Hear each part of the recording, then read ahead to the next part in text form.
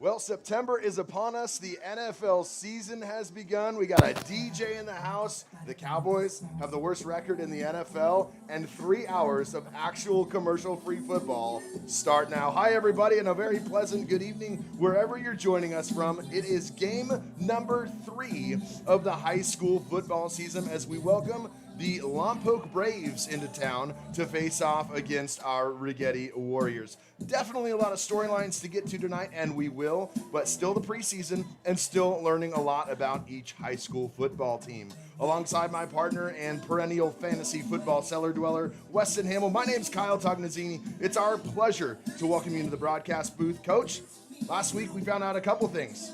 First, miraculously, you found a girlfriend. Still wrapping my head around that. And second, high school football games never cease to surprise us. Last week, the Warriors saw a 21-7 lead at the beginning of the fourth quarter evaporate into a 49-21 loss, where Napomo scored 42 unanswered points in the fourth quarter. I tried to go home and digest what happened. I'm sure you did too. I want to ask you, it's a new week. How does a team get past that? Well, last week was a big chance for our Warriors to show us what they're all about in their first game in the home field in front of the home fans. And there was a lot to take away from that game. The first half, Warriors looked dominant. Warriors showed us that they can be a team that really gives a chance to take the league title. But we saw in the second half, like you said, 42 points. That is a miraculous amount of points in the fourth quarter. So I'm sure we're going to see our team clean it up so much this week. On offense, we're going to cut down on the turnovers. Defense, I thought defense did pretty well last week, all that they could do, and I think they're going to keep that rolling. Yeah, I was talking to Coach Pickett, and he said he kind of had that kind of a come-to-Jesus moment over the weekend, and just watching a lot of college football as it was on, and he's like, you know, I just need to, don't be afraid to win ugly games, right? I don't need to take these insane risks when they're not needed. And it really kind of made him find himself and just really told him, like, hey, it's okay watching Ohio State beat, who was it? Texas, right? Yeah. 14-7 or whatever it was. And then watching other teams do the same thing. Yeah. LSU over A&M. Just you can win an ugly football Florida game. State beat Alabama. There's definitely chances for underdogs to win. Let's start with the good from last week. The offense totaled 447 yards through the air and on the ground. But at times they kind of stalled. They looked really out of rhythm. Napomo brought a lot of pressure, especially in the second half. And I'm sure Lompoc saw that on film this week. What's the key for the Warriors offense in your mind to get rolling tonight?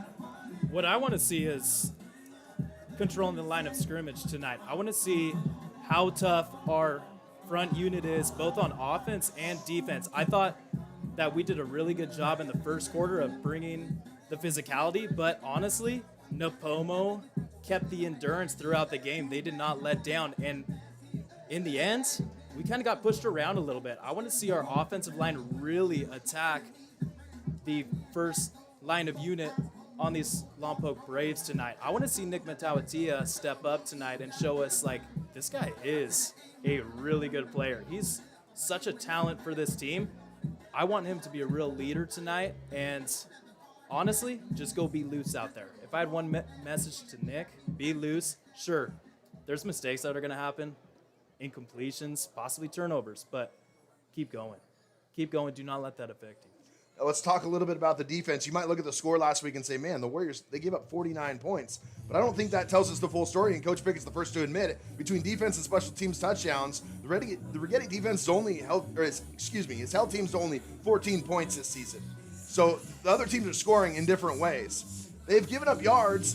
They've seemed to pin their ears back when it matters most. Tonight, a much different offense than we have faced, right, Coach? Yeah, absolutely. Lompoc is going to be a run-first type of team. And look, they're going to have a lot of exotic looks on defense. Watch for them to bring in blitz packages from anywhere. And they're going to really try and disguise this Warrior offense tonight with the way that they bring in some of their playmakers on this Lompoc Braves defense. Speaking of this Lompoc team, they are fresh off back-to-back wins. Week 1 against a common opponent, Napomo. They beat them 17-7. And then last week, they beat San Ynez 21-20 down in San Ynez. Tell me about the Braves, and who are you excited to watch here tonight? Look, this Braves team is a good team. Here's what they do run on offense. They have a 2-quarterback system. They're going to bring out both Trevor Thompson and Dion Baca tonight. They're going to see a little time. We'll see who gets the start, and we'll see how they make that happen. But watch out for both of those two players. So they're a heavy run-first team. I talked to Coach Pickett. He said 17% of the time they throw the ball. That's the kind of that they do. They line up. They like to run it at you. They got a shifty back, lead back. So senior Noah Kennard. Tell me about Noah Kennard. Yeah, Noah Kennard is a real shifty back. Watch him as he's going to really look to find space with his vision tonight, getting through holes that his offensive line makes. And he really jumps off the screen on film when you watch this kid. And then also another point that I made is when they throw the ball, look out for Cash Kubasowicz. That's a tough one. Okay. There's two of them, Stone and Cash. Cash Kubasowicz, number one, is their feature receiver for sure. Okay, so watch out for this kid on the outside. I think when they do actually drop back to pass the ball, which you said, it's not that much. But you got to keep an eye on this Kubasowicz kid all night. Well, as you see the Warriors coming through the Warrior helmet, it is almost game time. We're about 7 minutes away. Coach, it is time for the Weston's ways for the Warriors to win. I need 3 ways the Warriors are going to get it done tonight. Last year, they win 41-7 at Lompoc, the biggest point differential between those two teams in the history of the schools. And now we got Warriors-Braves again rematch. What's the Weston's ways for the Warriors to win? Okay, a big thing I'm going to bring you into this game is, can the Warriors keep control in the second half? The first half, I can see our Warriors bringing it out to the Braves tonight. But as we saw last week against Napomo, we did not see the Warriors finish. And we need to see them in the second half bring that. National anthem right now by the Righetti High School marching band. We'll send it down to the field.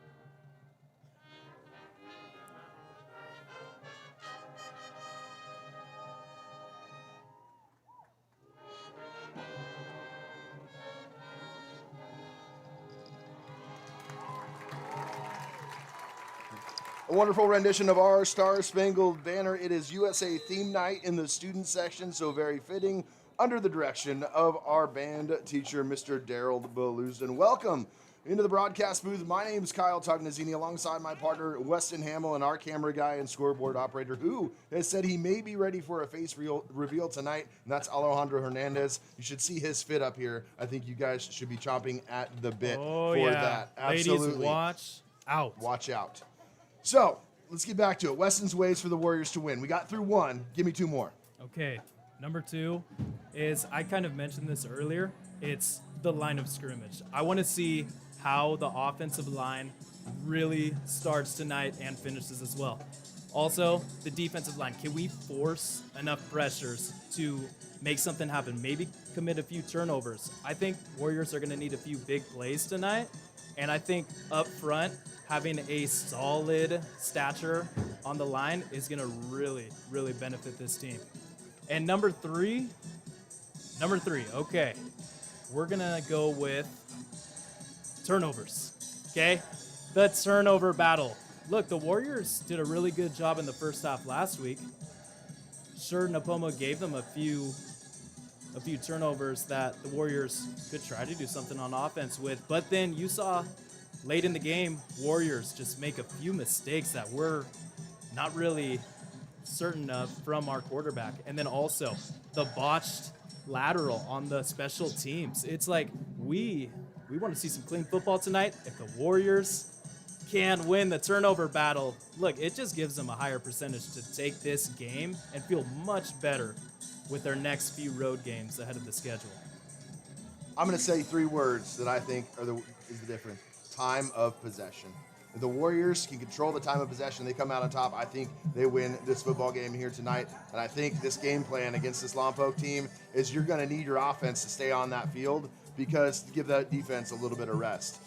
We're just about 3 minutes away. We have added up a poll question for you tonight. Answer that for us. Who do you got tonight? We got 4 options. Righetti by less than 6, Lompoc by less than 6, Righetti by 7+, or Lompoc by 7+. You never know. As the captains head out to the field, we have 3 dedicated seniors tonight.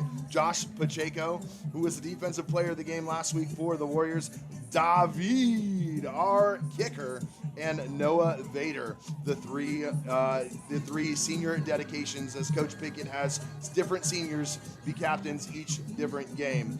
Lompoc and Righetti here tonight. Game number 3. The Warriors come in 1 win, 1 loss. Beat Santa Maria week 1, lost last week to Napomo. Lompoc comes in 2-0. They are part of the Mountain League, even though schools are just about 30 miles apart. Lompoc beat Napomo and Santa Ynez for their 2 wins of the year. Coach, it gets started here, and I'm excited. Coin toss looks like it went to Lompoc, and they will receive the opening kickoff. Final thoughts before we get started, Coach. Warriors, Braves, a really good rivalry. Historic football school for Lompoc. Always fun when we see them in town. Yeah, watch out for this game to be a real close one. My prediction is it's going to be within a touchdown, easily. I think this is going to be such a close game throughout the ball game, and I think my prediction is someone's going to have a final drive to win. Someone's going to have a scoring drive to win this game. So whoever has the ball last, I think, is going to take this one. But check this out. We saw some cool stuff last week from Coach Blake on the defensive side. He threw in a few different packages that really caught my eye. I think watch out for some trickery from him. I think watch the blitz, and he's going to bring that pressure tonight. I think if the Warriors are going to have a unit that's going to carry them to a win, defense has to get it done and create some opportunities for that offense to just get in that rhythm. Game time temperature 62 degrees. The wind light out of the left as you're watching on screen. So at the Warriors' back, the Warriors in their black jerseys, their purple pants with the white lids. Lompoc in all white with the Lompoc and the block Lompoc letters on their helmets. It should be a good one, folks. Buckle up. David has the ball, and he is going to be the one that kicks it deep tonight. Back deep to receive for the Braves is number 8, the sophomore running back and defensive back, Nelson Brown. So David puts it down on the tee at the 40. Drum roll begins. The crowd is on their feet. And here we go for Game 3 of the Righetti Warriors football season.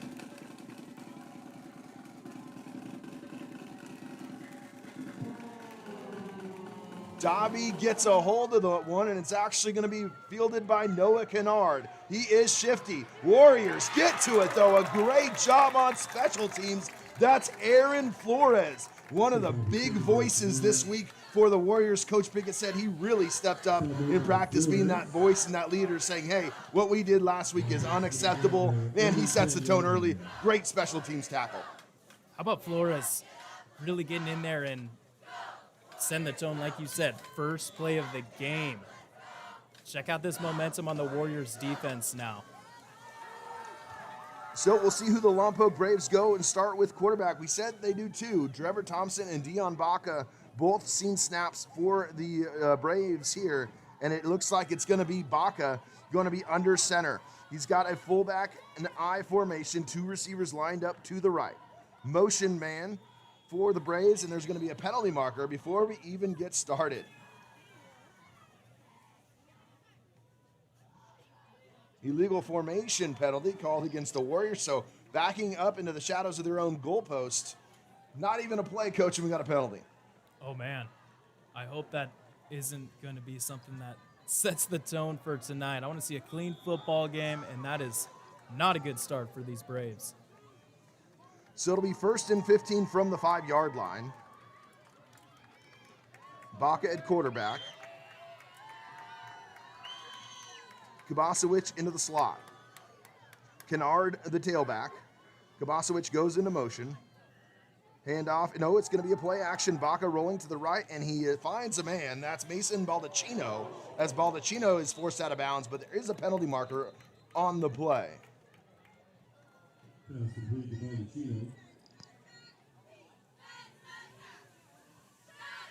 First shout out of the day in the chat. Larry Flores says he's up at 4 a.m. in Europe watching his son Aaron play. Larry, we thank you for waking up and watching this game, man. Hope you're doing well. Wow. Well worth it for Larry, too, seeing his boy get a big hit to start out the game. You got to love that. So the officials are going to sort things out here. They're talking to Lompoc, so it may be against the Warriors. Yeah, so it's a holding penalty called against the defense. Not a call you see very often, Coach, a defensive holding penalty.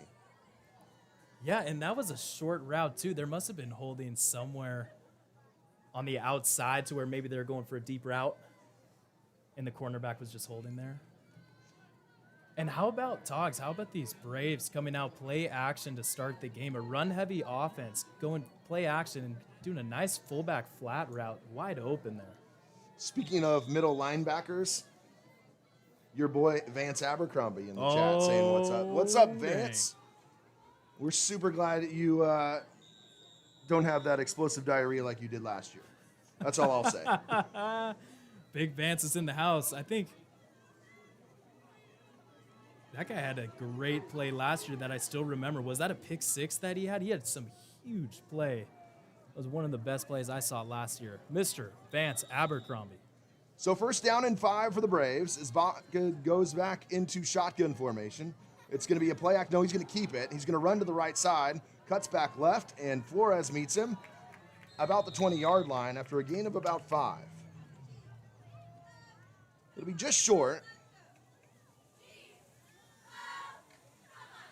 So it'll be 2nd and about a yard for the Braves offense. And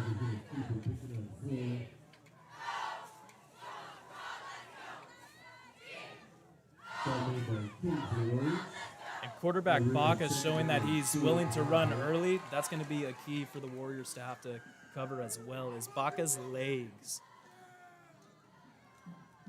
I formation. Handoff to Kennard. Kennard cuts right, finds a seam. He's got space. 30. He's finally hit on the outside by number 24, Josh Pacheco. But a big run for Kennard, who is going to be the featured tailback here tonight. You could see him get 35, 40 carries, something similar to what Evans did last week for Nabomo, Coach. I wouldn't be surprised. They're going to feed him the rock. Oh, man, and if they saw the tape last week on this Warriors defense, look, Warriors have a solid defense, but giving up that much yardage to Evans on the ground, I think Lompoc is really going to want to push that pace on the run game early. Handoff goes to Kennard again. He's going right. He's got some space to the right side and another big yard for the Lompoc Brave offense as they get into Righetti Warrior territory. It'll be 1st and 10 from the 46. And that's back-to-back plays where Kennard's not even getting contact by the Righetti defense until at least 8 yards on the carry. They feed him again, but there is a penalty marker on the play. I think the Warriors had too many men on the field.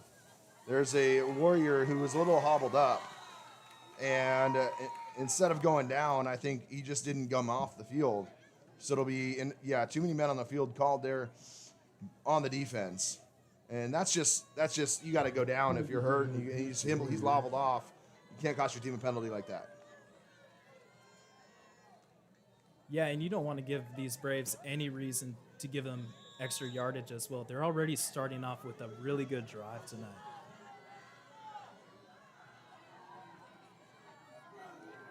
Kennard, the handoff again to the right side. He's got space. He's shifting. There is a penalty on the play.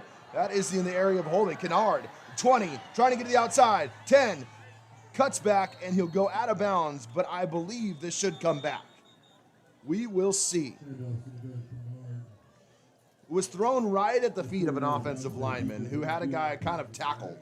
I'm assuming it's going to be holding as Lompoc is making its way backwards, so I'm assuming this is going to come back. We got a couple shout-outs. Kyle Miller watching from Camp Pendleton, who's watching his brother.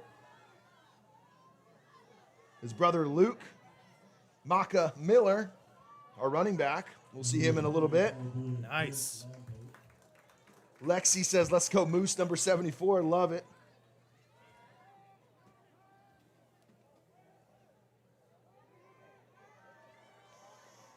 Lexi, her must be Brady Barbosa, the offensive lineman for Lompoc.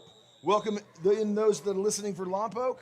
Anybody, obviously we love featuring the players here on the Central Coast. Obviously, we're here for Righetti, but it's always a pleasure seeing everybody tune in from wherever you guys are watching us from. It'll be 1st and 15 for Lompoc. Kumasowicz goes into motion. Handoff goes to Kennard. He has got a lot of space on the outside. Warriors can't set the edge. Warriors finally push him out of bounds, but it'll be gain of about 11. He gets to the 40-yard line. They're just not getting any penetration on defense, their coach. Not at all, and it's going to have to start from somebody, and no one's really set that pressure tonight. It's really going to take one person. If it's a linebacker filling the gap and making a big hit, so be it. I would love to see that defensive line really shake these O-linemen off of them, but my goodness, if there's a takeaway, it's A, Lompoc's O-line is all gears going tonight, and then B, Kennard is so shifty. So 2nd down and 5. Bach is going to keep it from the quarterback position. He's going to bounce out to the right. He's got space. He is brought down. There is a penalty marker that flies in again. Man, some sloppy football. Totally, and it's going to come back from holding. I think our DB on that play did a nice job selling that. And it's really backing these Lompoc Braves up because it certainly hasn't been the Warriors' defense that's been a stop. It's Lompoc's holding penalties tonight so far. They're getting so many first downs. But look, they're already coming back to midfield. Well, I think we said it early. Lompoc wants to run the football, and that's exactly what they're doing. And it could be one of two guys, the quarterback or Kennard. And until Rigetti proves they can stop it, they're going to keep doing it. Right, and Lompoc doesn't need to go in with any crazy offensive plays. They're going to go pretty vanilla right now and just keep running it down this Warriors defense. Kennard up the middle. Kennard bounces right, and he is tackled on the play after a gain of about 7.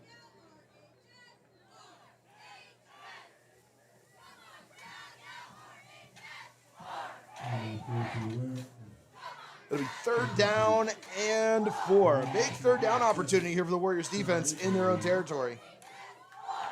I don't see any reason for Lompoc to go away from the run right now. They have 3rd and 5, and look, they can get a few yards and still go for it on 4th. Rigetti needs someone to really step up. There'll be a false start there. That was the right tackle and the left guard. So that'll be a big mistake there for the Lompoc Braves. It'll be now a little bit different. Now instead of 3rd and 4, where you can expect probably to run the ball twice, now you're backed up to 3rd and 9.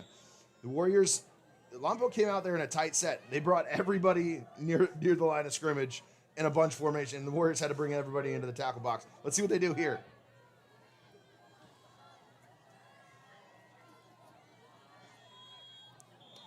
Heavy set again, and another penalty. How many is that? Alejandro, are you keeping Alejandro, tallies up let's here? tally those up right now. Let's go, kid. That's got to be, I'm not kidding. That's probably 7 penalties.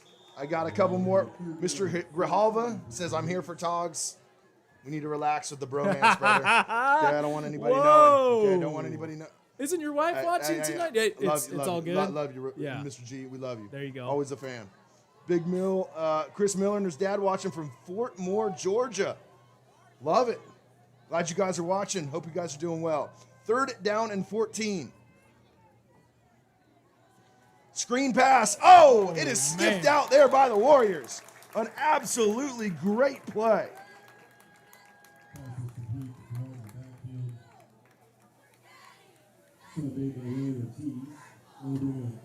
Ortiz on the tackle. What a great job. And now it's 4th down and a good job by the Warriors defense.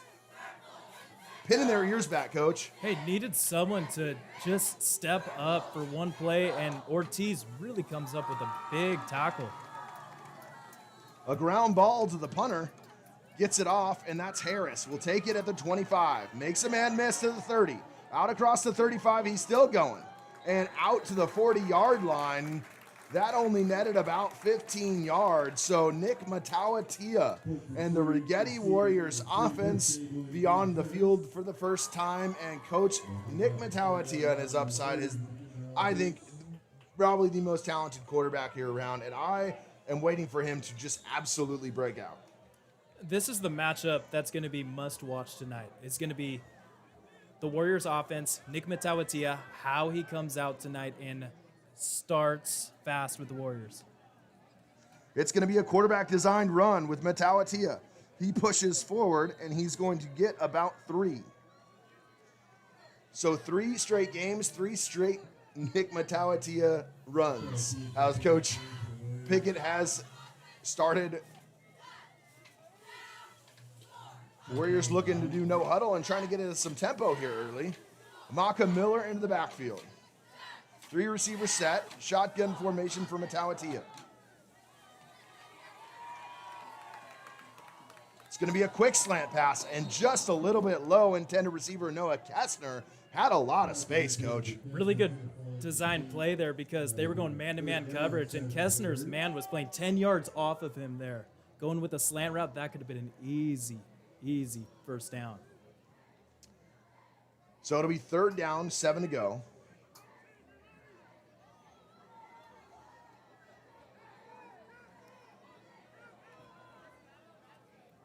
Seven defensive backs on the field for Lompoc. It'll be 3rd and long, and Matawatia keeps it. He's going to get close. And, of course, it's going to be 4th and short, and a huge decision right now for Pickett. And he's got to be like, not again. Oh, man. Come on Look, now.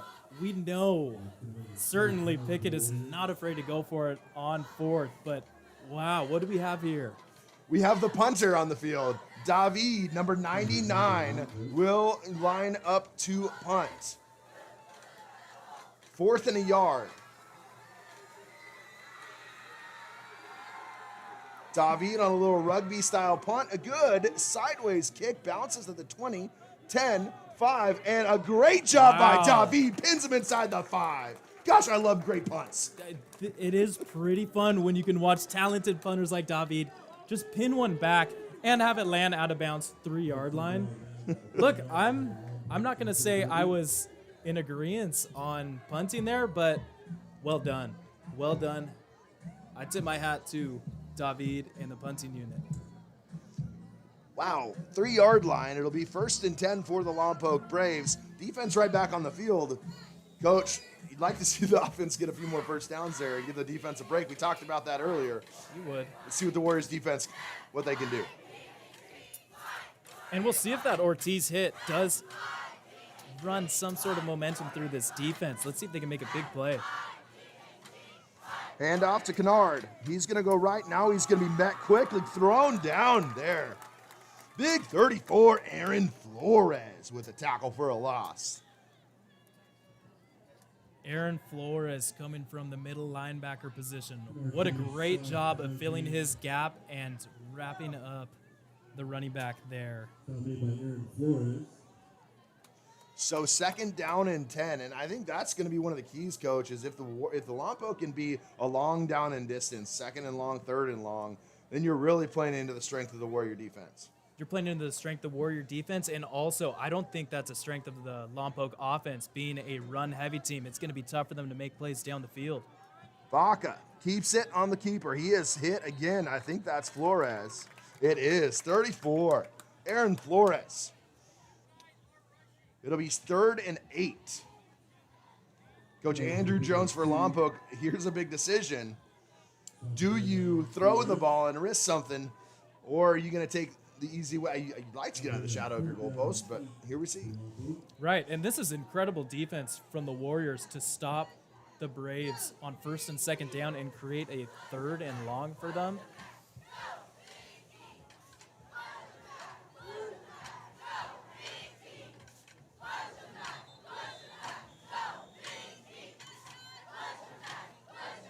Timeout on the field called by Lompoc. 4:21 left in the first quarter. No score here. Warriors and the Braves knotted up at 0.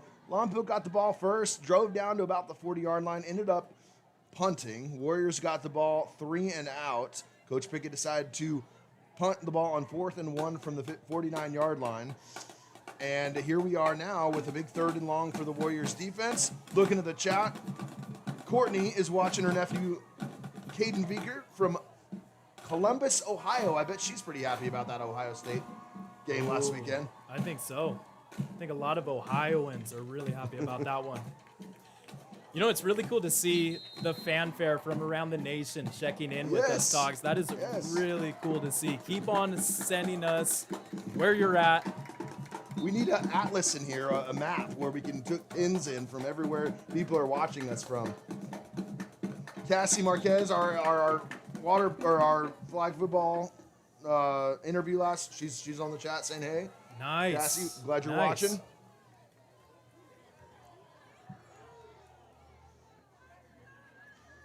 So heavy set here for Lompoc. They're going to run a few extra linemen here. 2 fullbacks. Kennard in the backfield. No, misdirection, miscommunication, and a great play. He went the wrong way, faked it left. Ryan Ortiz in the backfield, and a great job by the Warriors defense.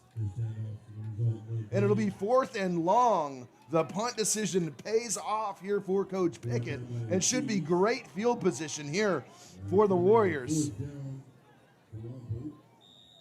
That was just totally miscalculated on the handoff there, and it really caused just a lack of execution on that one. Injury timeout there over on the far side of the field. So we're going to head to that. It looks like 58% of us say Rigetti by 7+. That's probably a little home bias crowd, but we're going to appreciate that. We're going to end that poll. We're going to get another poll up here for you in just a second. Good time to do that right now. I want to know. Well, we'll get to that in a second. Here comes the punt. The punt is end over end. And Thomas Harris fields it at the 35. Cuts forward to the 25. 15, 10. He goes forward, and the Warriors are going to have the ball. 1st and goal inside their 10. Wow. Credit the Warriors defense, Coach. Very, very well done. And that's what you got to do on defense. I see Coach Blake absolutely fired up, as he should be right now. And on that punt return, Harris really grabbed the ball and went 5 yards and kind of just fell forward on that one, made his way to the 5-yard line. Oh, man, it looks like we have an injury right now, though. Looks like a Warrior is shaken up. Cannot see who that is. Is that Harris? It's not Harris. But there is a Warrior shaken up on the play. All right, I want to know. Here's the poll question here for the end of the first quarter. We're going to run this until the end of the first. How do you eat your tri-tip, Coach? With barbecue sauce or with salsa?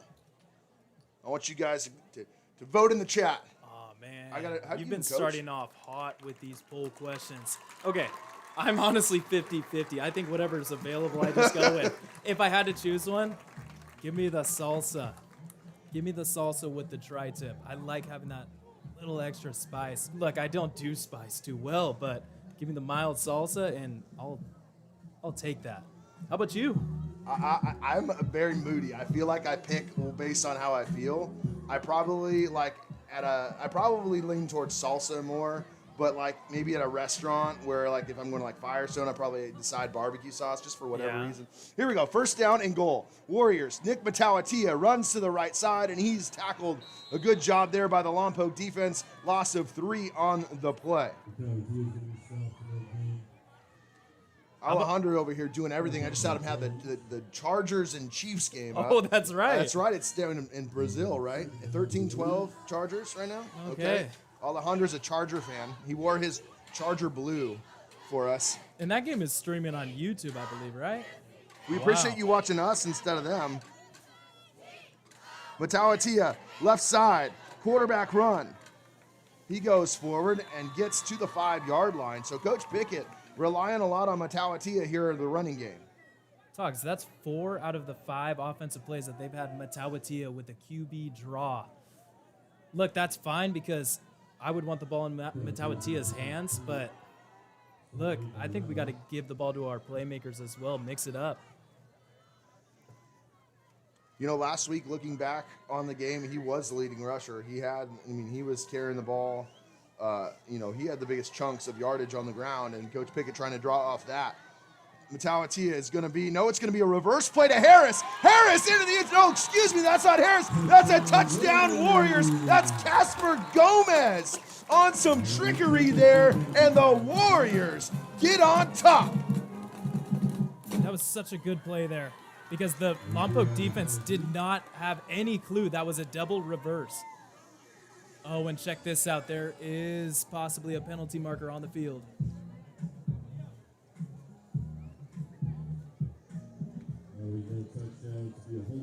Correction on the play. It was Casper Gomez. It is going to be taken off the board. Another score taken off the board there for the Warriors. It happened to us a couple times last week, and now once again this week. Casper Gomez doesn't get in, so it's going to be 3rd down and goal from the 15-yard line. A huge difference right there, Coach. You just do not like to see that 6 points taken off the board by such a creative offensive play there.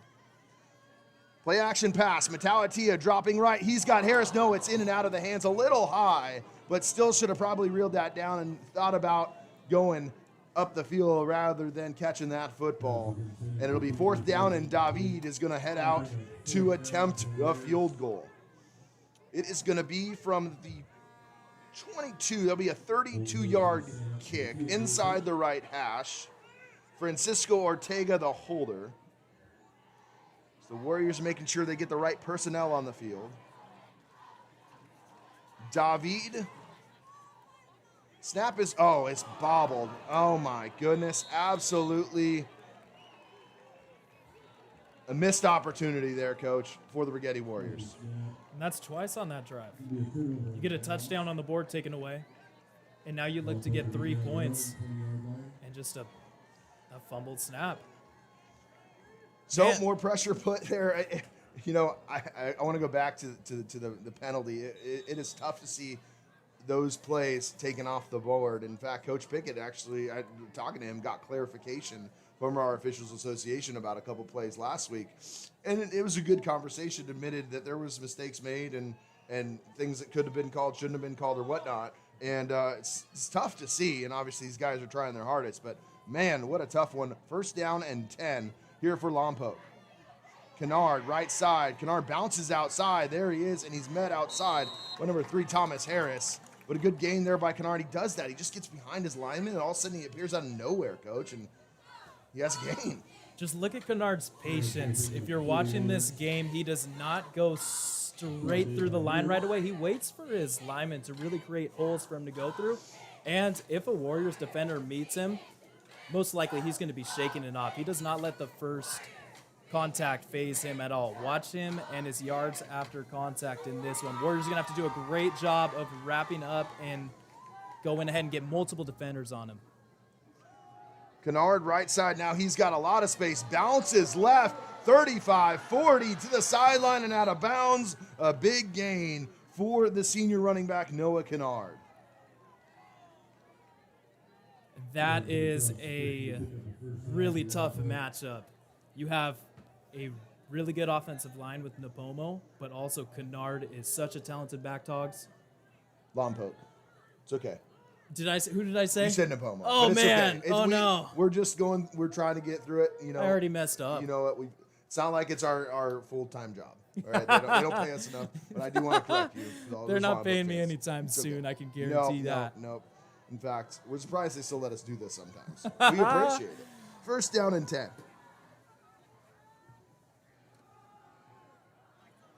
Kennard pushes forward, and he is swallowed up on the play, and it'll be second down and 6.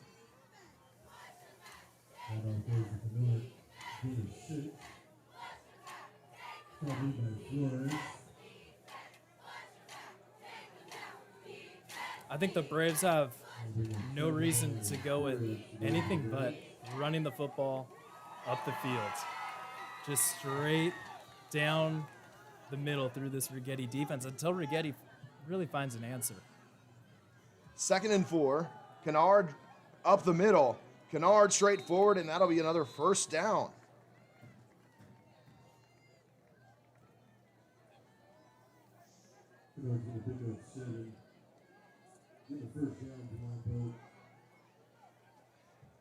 I'm curious, Coach, if you are Coach Blake, do you just run blitz, or do you stuff the middle with these guys and just try to clog some lanes and just kind of let your corners out on an island and trust that, hey, they're going to run the football like we know 17% of the time? I feel like it's going to come. They're going to have to make that decision at some point. Look, Togs, that's a real strength of this Braves offense is running the football. You put 8 in the box if you're Rigetti, and you have to force them to beat you throwing the football, I think. Different running back here for the Braves. That is number 7, Parker House. And Parker House, as the end of the first quarter hits, gets to the 25-yard line, and it'll be first and 10 for Lompoc. So, a lot of offense, some interesting plays. Warriors get stalled near the goal line. The Braves are now driving, but after one complete quarter to score, 0-0. Coach, your first half thoughts. First quarter's thoughts, excuse me. Yeah, for sure. Look, I thought this was going to be a close game by the end of the game. I can see this staying just the same throughout. Look, it's 0-0 right now, but both offenses seem to be moving the ball. Watch out for some points here in the second quarter. I think Coach Blake, look, he's got to make some adjustments here because he has guys who can make plays, but this Lompoc offense is running the heck out of the football. You know, I'm curious if they, as heavy as they're getting, Coach, if maybe they add another couple defensive linemen and maybe just change their personnel, take out a couple defensive backs. I don't know what the answer is. I'm not obviously defensive guru like Coach Blake is, but you'd have to believe that if you want to match the physicality with them, I mean, you can't keep giving up first, 8-9 yard runs on first down. 2nd and 2 for this offense is easy. When they've had success, they've obviously stopped them on first down. That's the key right now for me. Is can you get a negative or 1 or 2 yard gain? Take that if you're the Warrior defense. And we've seen twice so far, Tox. Lompoc is not that comfortable with 3rd and long. So I think the Warriors are going to have to do well on 1st and 2nd downs. Run goes to the outside. Good containment there by the Warriors. That run is Maximus Jones. Initial contact was Flores. He was cleaned up by the rest of the Warriors. But right there, second and 8 now. It's a whole lot different than 2nd and 4. And a good job there by the Warrior defense. And that's how you got to do it, Dogs. Every single time if you're the Warriors, every play, you got to have multiple defenders just swarming to the football. We need to see that effort out here.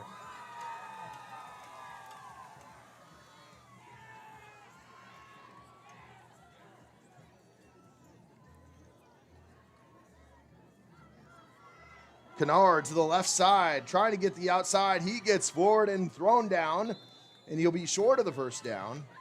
It'll be 3rd down and a couple.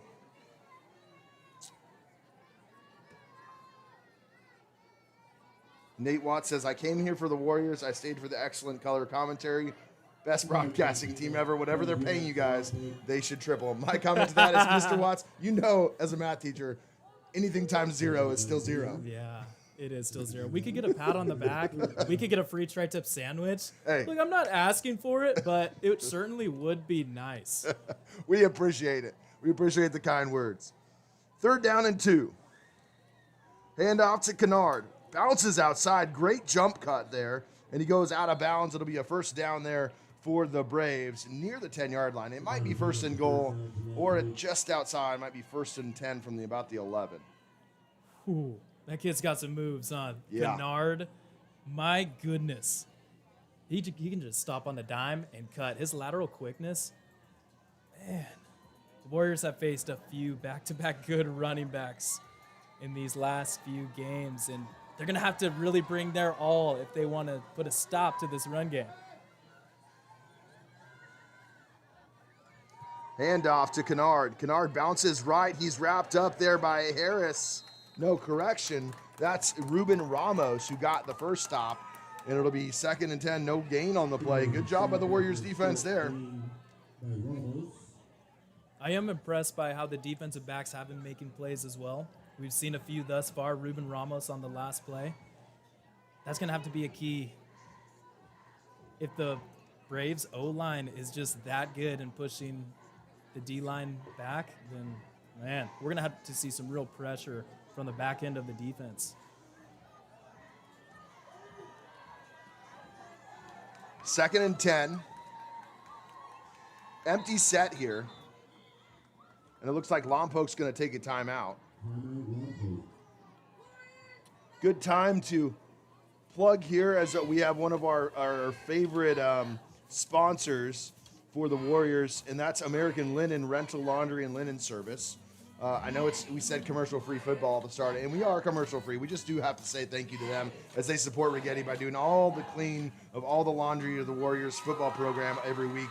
So we want to say thank you to you guys. If you need some laundry services, hit up American Linen Rental if you guys here are local.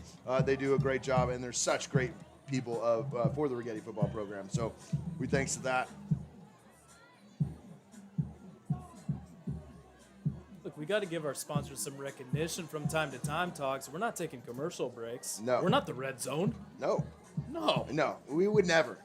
No, I don't think we'll ever do that. Hey, Warriors fans, that's not going to happen here. Sure, we might not get paid either, but we are not going to go to commercials, and I'm adamant about that. Yeah, so Scott Hansen, if you're watching at home Sunday, you need to take some notes. I am not about to spend the extra money to watch commercials. Here we go. 2nd down and 10.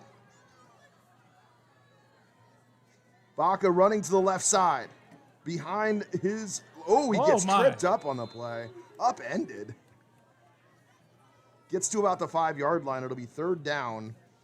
Got to get to the 1 for a 1st down, so it'll be 3rd and 4.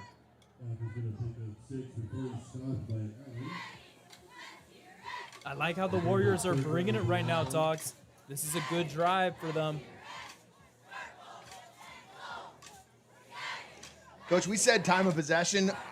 The Warriors have run 7 plays on offense. Totally. Lompoc's had the ball, it feels like, the entire game. The score's still 0-0. That is a good note.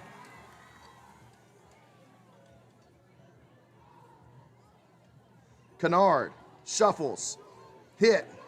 He's trying to get out of there. He does not. A stop there by the Warriors defense. And a great job. I think that was that 44? It looked like 44 on that one. 44. That is Dylan Ibarra. Yeah. A great job by our guy Dylan Ibarra, and it's 4th down and a decision here for Lompoc coach Andrew Jones, and it looks like he will kick from it'll be a 25-yard field goal attempt. And number 80, Jackson Taylor, the senior kicker, from the left hash.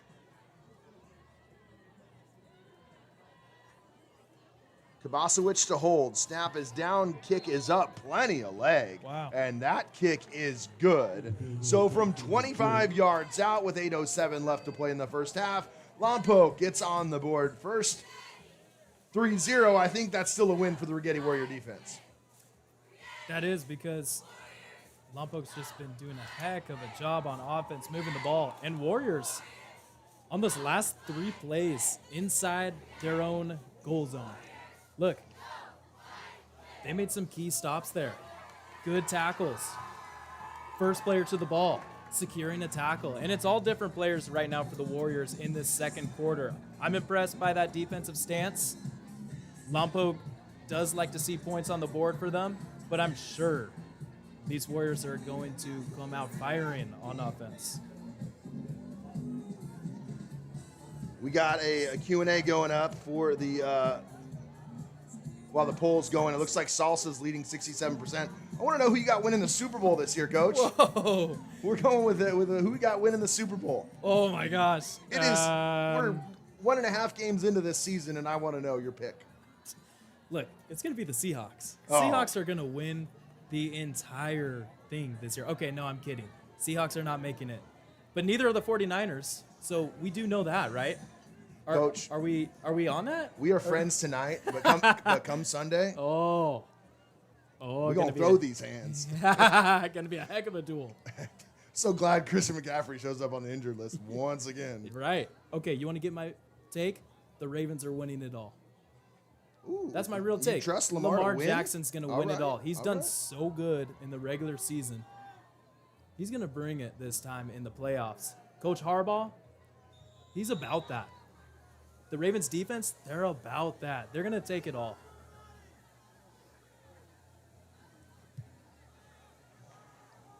Taylor's kick is fielded at the 1-yard line.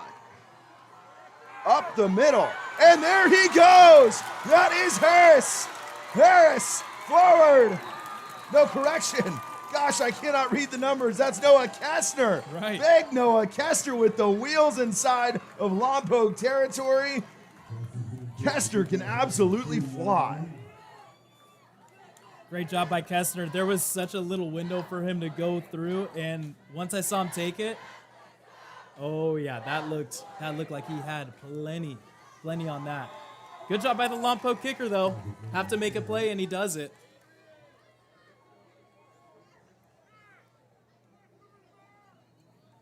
So the Warriors offense in good field position. Matauatia hands up. No, he's going to keep it. He pulls it out. Matauatia to the right side. Stiff arms a man. And he's tripped up. Good play there by Cash Kabashewitz. And he gets 3 yards. What looked like he could have had a lot. Only ends up being 3. Yeah, if Matauatia keeps going just downfield on that one, north-south as they say, he would have picked up a few more. But Lompoc doing a nice job of keeping him out, making him go side to side. So 2nd down and 8 for the Warriors. Motion man is Maka Miller. Dropping back. Matauatia looking. Now throwing left. He's got a man. It is off the hands of Casper Gomez. Had a step on the defensive back and just a little bit overthrown. Yeah, Matauatia really looked anxious to get that one down the field too. Saw him pat the ball a few times, and then, man, I just don't know if his feet were quite set on that one. But that was a nice throw. Gave him a chance to make a play. 3rd down and 8 to go for the Warrior offense. Let's see how aggressive Coach Pickett gets here. Matauatia dropping back. He's got a man. Oh my gosh! Casper Gomez had pay dirt. He had a touchdown. That was just dropped. A huge missed opportunity there for the Righetti Warriors, and it looks like Coach Pickett is going to keep his offense on the field. Well, the Warriors just had Gomez split between the Lompoc defense. Just a good route tree run by the Warriors, and oh man, that is a tough one. So 4th down. This could be a pooch punt here, Coach. It is. Matauatia pooches it, and it's going to bounce at the 10, rolls inside the 5, all the way down to the 1. And Coach Pickett with what we thought was, well, I'll say, I think we tried that last week, and it did not work out. And Coach, he told me, they were here till 9 p.m. on Wednesday night working through special teams because they knew that they weren't going to have that happen again this year. And we've seen 2 punts, one by David, one by Matauatia out of the quarterback formation. both inside the 5-yard line. Really good job so far. And when Pickett looks back on this first half, he's going to go, you're dang right. We're pinning those Braves back and making them have to work the whole length of the field to try and score. Really good job. And look, the Warriors did great last time when they pinned the Braves back. Look for those Warriors to keep this high riding on their defense. It is 1st and goal from the 1-yard line for the Lompoc. Handoff up the middle to Kennard. Kennard finds space. Kennard is going to go. He is going to go 99 yards and tie a high school record, and he does. A touchdown for Noah Kennard, 99 yards to the house. Oh, man. Oh, that hurts. What breakaway speed there from Kennard. Oh, man. Really just broke through the middle of that Warrior defense. Once he got through the linebackers, had to make one move on the safety. He does it. He takes it to the house. This kid is special, man. This kid is going to be really tough to play against the entire night. So Jackson Taylor on to kick the extra point, and the kick is good. So 6:40 left to play in the first half. The Braves take a 10-0 lead. And, Coach, I have to say, the Warriors' offense has not gotten a first down. Have they completed a pass tonight? They have not. They have not completed a pass tonight. It's been a lot of very stale offense, and I think, like we said, time of possession. Warriors have maybe had the ball for 2 minutes all night, and we're 18 minutes, almost 18 minutes into this game. It just feels like at some point your defense, any defense for that matter, is probably going to wear down a little bit. Yeah, certainly. Look, you could be asking for too much of Matawatia tonight. I don't think the running backs have had the ball handed off to them either. Nope. You have no completions to any one of your targets. Think no about running back carries. Think about this, Coach. Touchdown called back, right? Casper Gomez, a big drop over the middle, would have been 6. He had a wide open space. There was nobody near him. 2 huge opportunities for the Warriors to score, and they don't. And now it's 10-0. Huge swings. That's a huge swing right there. That's a good point. The Warriors haven't been driving it down and having really much time on offense, but big plays that could have been 6. Certainly. So, here we go with Jackson Taylor going to kick it off at the 40-yard line. Warriors would absolutely love a big return here or do something really special here on special teams. They are going to pooch kick it, and I believe that was probably offsides there on the kicking team, is my guess.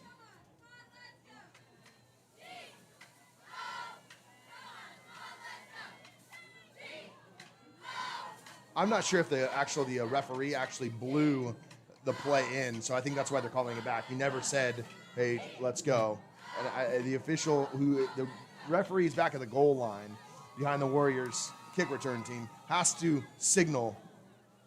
Speaking of signal, our fire alarm goes off for the second time today. Wow. We gotta love that. Yeah. If anybody back at Rigetti knows, we're known for that. I think we had a total of 32 last year. During the middle of the school year. I keep a tally on my board. Field at the 25. And the Warriors, a pooch kick, will go about the 30-yard line. It'll be 1st and 10 for Nick Matawatia and this Warrior offense, who right now, Coach, just need to get a first down. Yeah, we're looking for a first down. Don't need anything big right now, but the defense has been on the field the whole night for the Warriors. You would just love to see some continuity from this Warriors offense. Just sprinkle in some of your playmakers as well, Togs. Get someone else the ball. 6:37 left to play in the first half. The Warriors will get the ball out of the second half. I mean, if you can make this 10-7 here and get the ball back, you got to feel good if you're Coach Pickett. Absolutely. Here we go. 1st and 10, Nick Matawatia will run the ball once again. Matawatia straight forward. He cuts left. Matawatia into Brave territory. First down, Warriors. Really like that play there. And Matawatia selling that pump fake really made the Lompoc Braves hesitate on that one. Hey, I'm making the first down signal here. Yeah. That feels great. We got a first down, baby. We're in business. That's what we're talking about. Handoff to Maka Miller. Maka Miller sidesteps. He pushes forward, and he's going to get a gain of 2. So our first run to somebody not named Matawatia, and that's Maka Miller ahead for 3.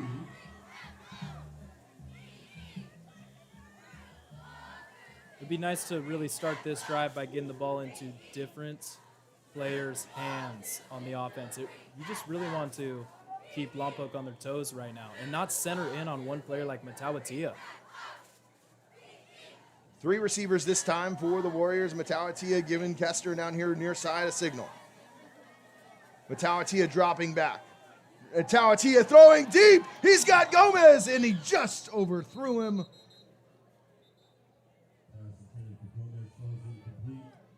Penalty marker there on the far side of the field.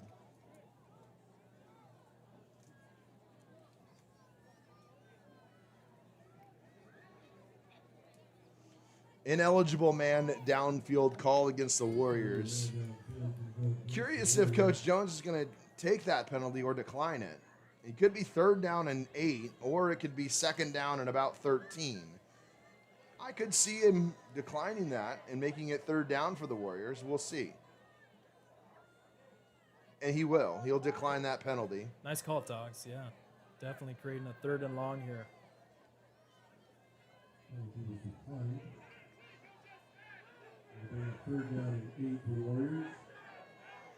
So 3rd and 8. One thing the Warriors have been struggling, Coach, that intermediate passing game, trying to get that going. Find somebody in that 8 to 10 yard route. Yeah, you had a few drops tonight, but I think Matawatia's got to trust his target still. They're going to dump it out. That pass is thrown to Maka Miller. He avoids the first hit, but enough there, and that's a loss of about 4. And once again, the Warriors take about a minute and a half off the clock. And they're going to punt the ball right back to this Lompoc offense, who just sprung a 99-yard touchdown run by Luke Kennard. So David will kick from the 40-yard line.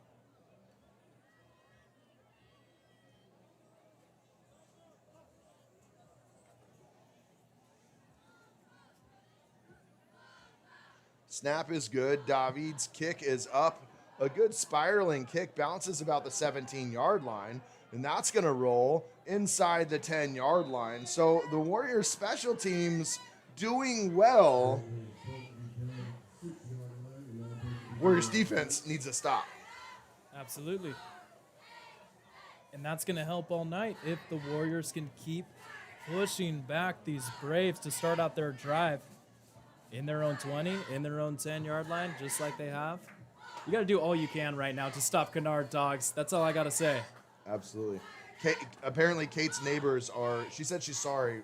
She was cheering for her guy, Noah, and that 99-yard run, and she feels bad. I would assume I would probably do the same thing if it was if I was rooting for him. For 100%. sure. That was an insane a great run.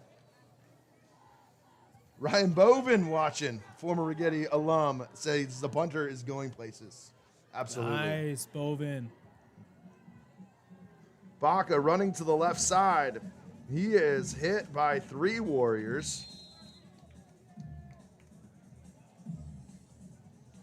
That's number 7, Julian Santos Prieto. Gain of 2.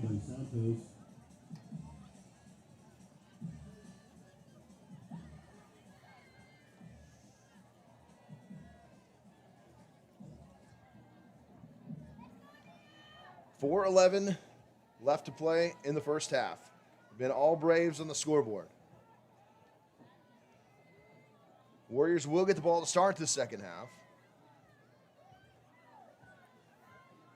Baca hands off to Kennard, penalty marker on the play. And Kennard comes down inside, no gain on the play. Good job by the Warriors defense. We'll see. And this might be another one of those decisions for Coach Pickett. It could be 3rd down and 8, or it'd be 2nd down and 15. And you might think he might decline this. So formation penalty, it is called. Let's see what Coach Pickett wants to do here.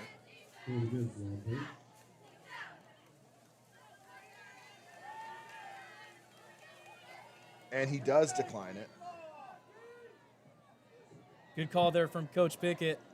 We don't have the StatCast in here to tell us what they should or shouldn't do, right? The AI, I don't know what they have in the NFL class. Alejandro's got to spice up the technology up here. Alejandro just needs to do better in general. Come on, man. Let's go. We're trying to find Alejandro some friends, guys. So if you want to shout out to Alejandro, we'd love it. More shout outs, the better. He's keeping us entertained here with the Chiefs and Chargers game, too, I think. Going back and forth.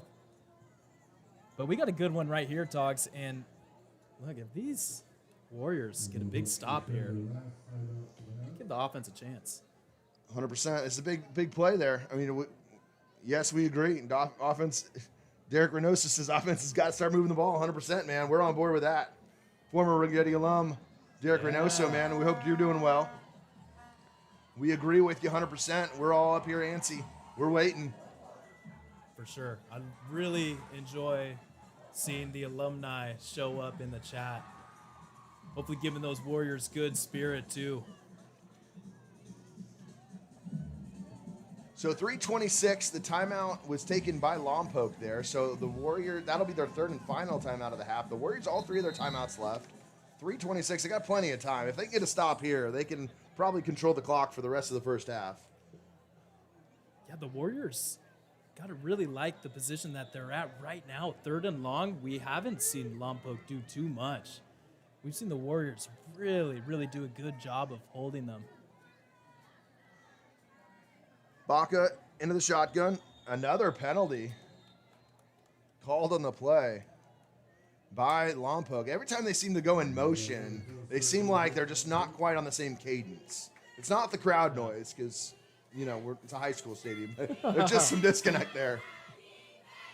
Yeah, that's happened multiple times. Maybe it's the fire alarm. The one good thing from Who's setting that off, right? I think it did go off, as far as I know. So third and long. See how aggressive the Braves get here on third and long. Hand off. No, it's going to be a pass play. Baca looking to the left side. He's going to throw deep. Ball is floating, and that is a good no call there by the official. Kabasowicz just kind of fell down. They ran into each other. There was a very obviously nothing going on there, and that was a good call, good no call by the officials. Absolutely. If there's anything on that play, Kabasowicz is the one who really made the first contact as well and really pushed the DB out of the way. So good job at the ref. Nothing there. Warriors, big-time stop, too. So fourth down, and the punter, Jackson Taylor, will have he will be standing at about the T in Righetti, back at about 6 yards, 7 yards deep into the end zone. So anything goes. Had a low snap on the first punt. Warriors could use a low snap here again. That one's low, but it's going to get off. And a high kick. That's going to bounce at the 37, roll all the way to the 40. Oh, we'll call it about the 49. So a good punt. Good punt there by Jackson Taylor. And the Warriors offense back at it again, looking for something. There's no better time than right now for the Warriors. 3 minutes, midfield. It's time to go. Mr. G in the house. Hey, yes, joining sir. the halftime group.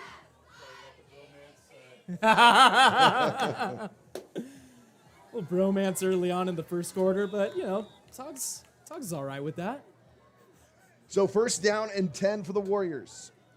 Ball be spotted at midfield. Lompoc had only 10 players on the field there for a second. Handoff goes to Maka. Maka, straight. Oh, he's just tripped up. Man, he could have had a lot there. A good trip-up tackle by, I believe that's number 74, Brady Barbosa. Just by the shoelaces. It'll be second and short from the 41. And it looks like the Warriors are going to try to go to a little tempo here.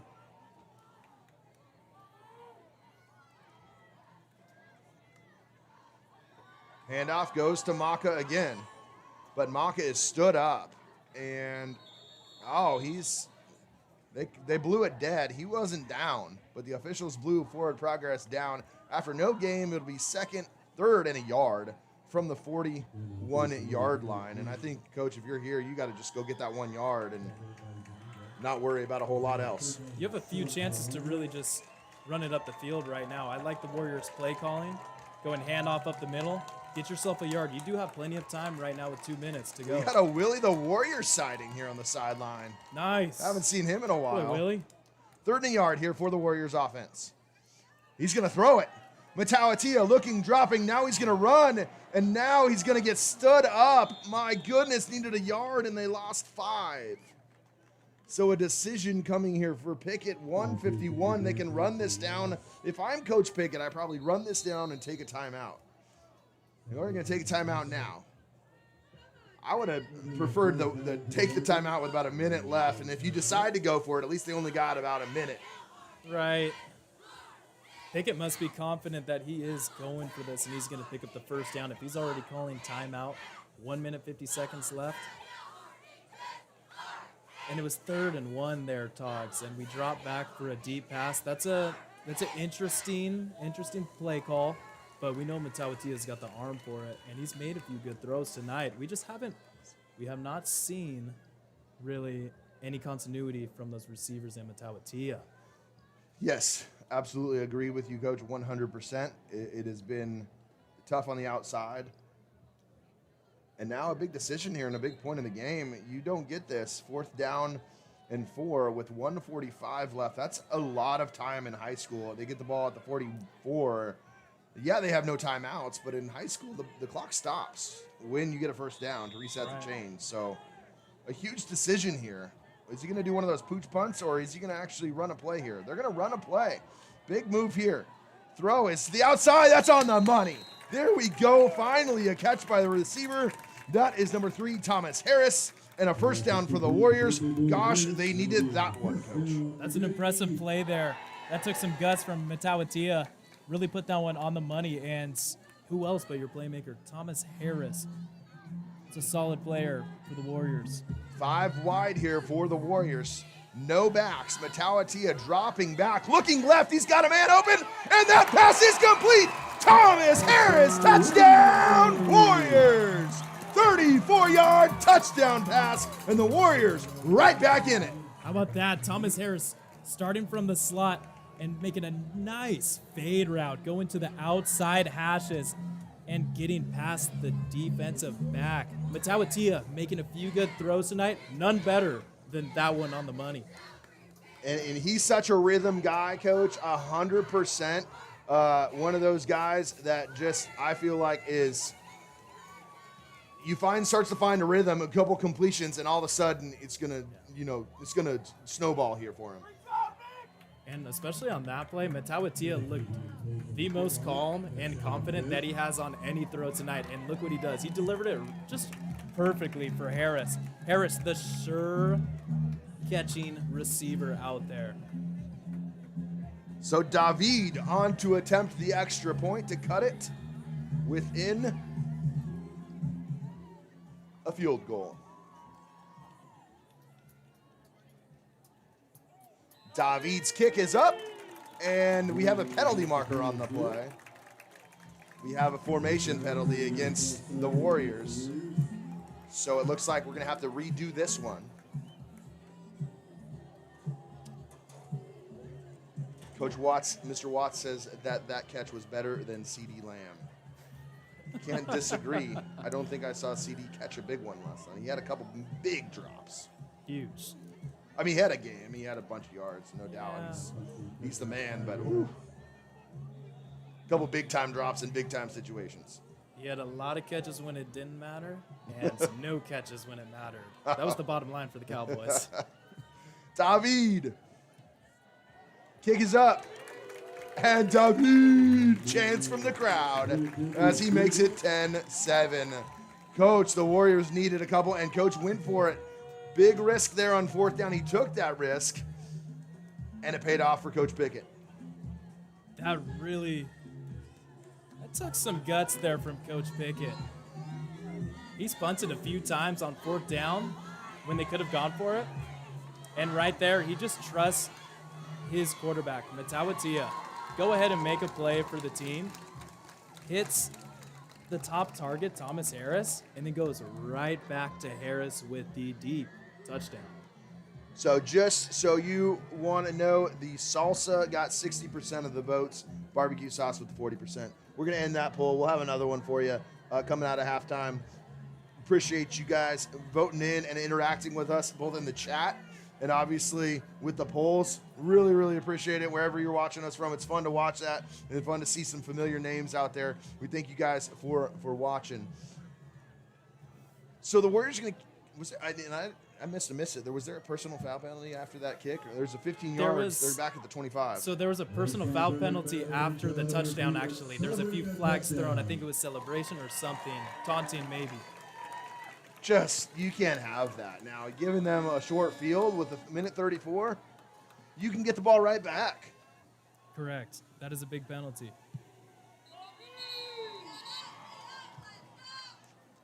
So that could back them up another 5 yards. I think it's going to be offsides on the kicking team. My goodness.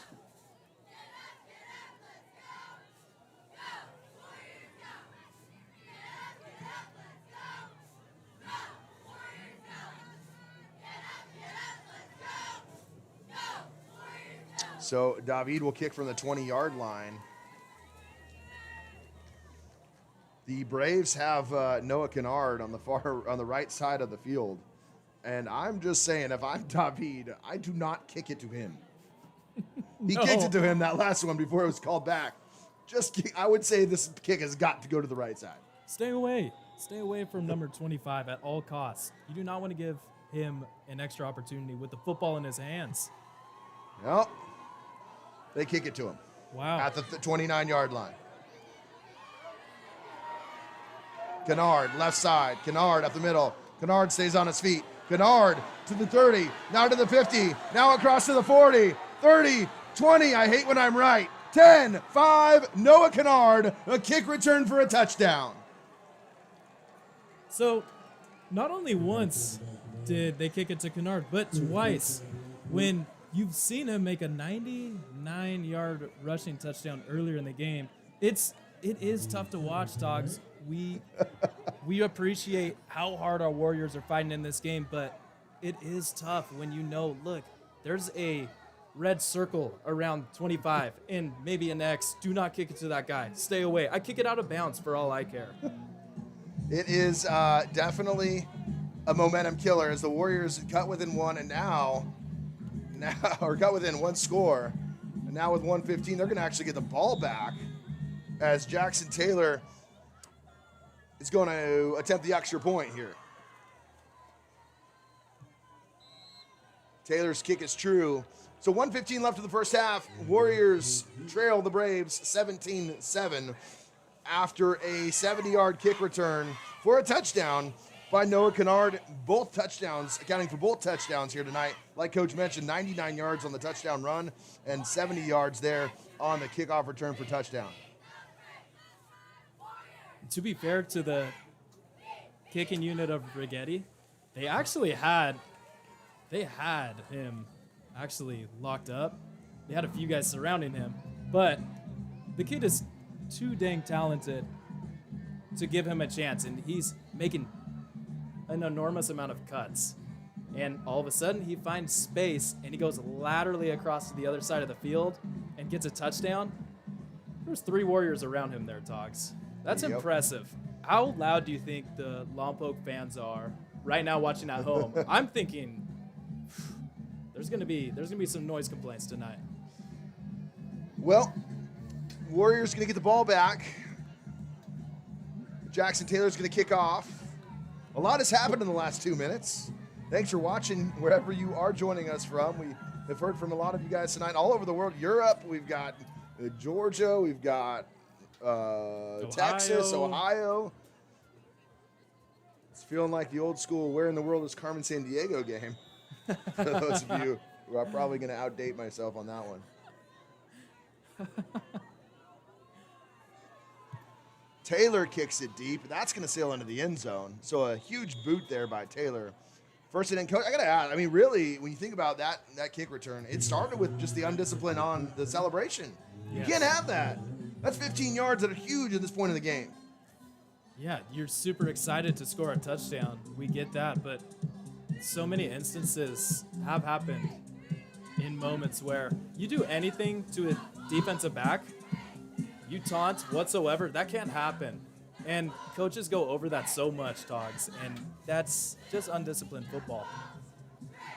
So 1st and 10 at the 20-yard line for Nick Matauatia and this Rigetti Warriors offense, who just got in the end zone on two great throws by Matauatia. Let's see how aggressive they get here with 1:15 left to play in the first half.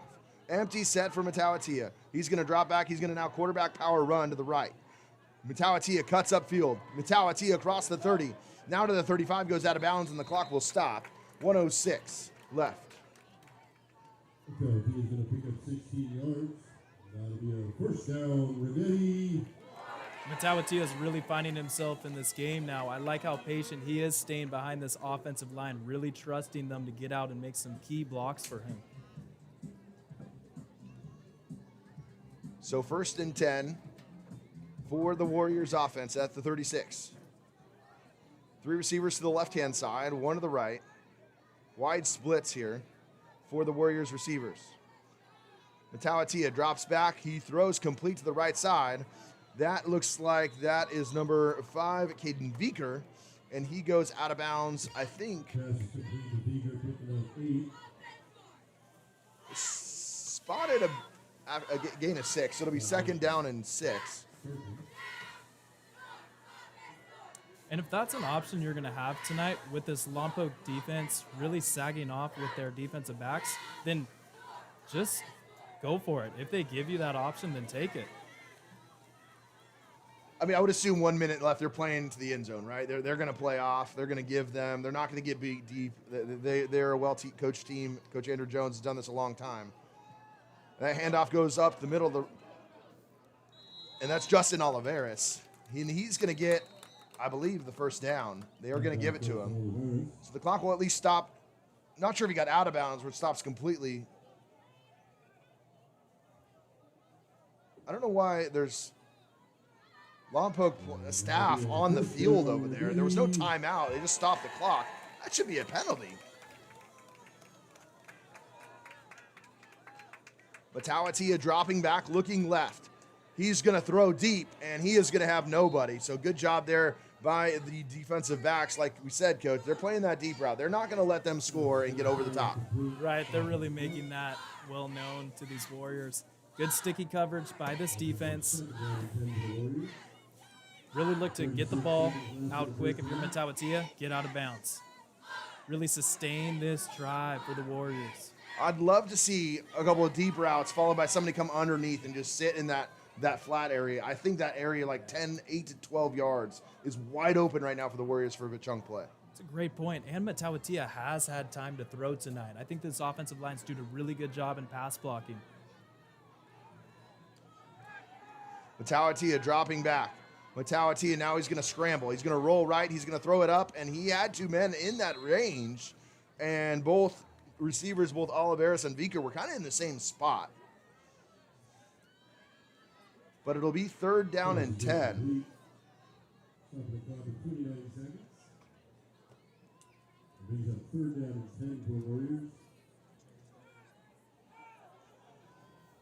So 29.3 seconds left in the first half. 3rd and 10. Warriors looking for a 2-for-1 here. If they can get in the end zone and then get the ball right back.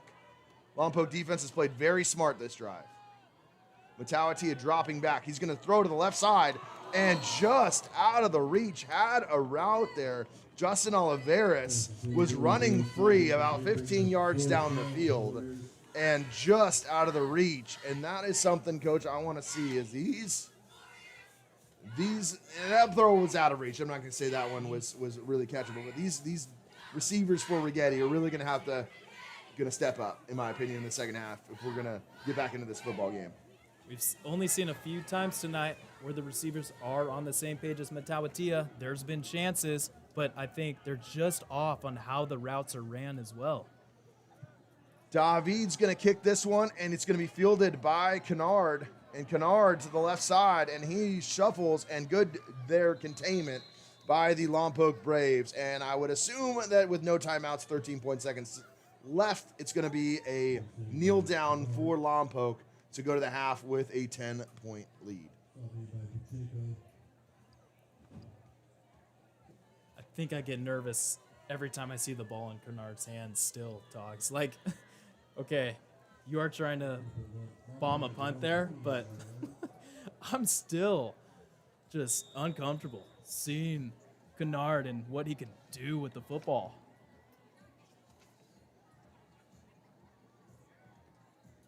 So the Lompoc offense trots back onto the field.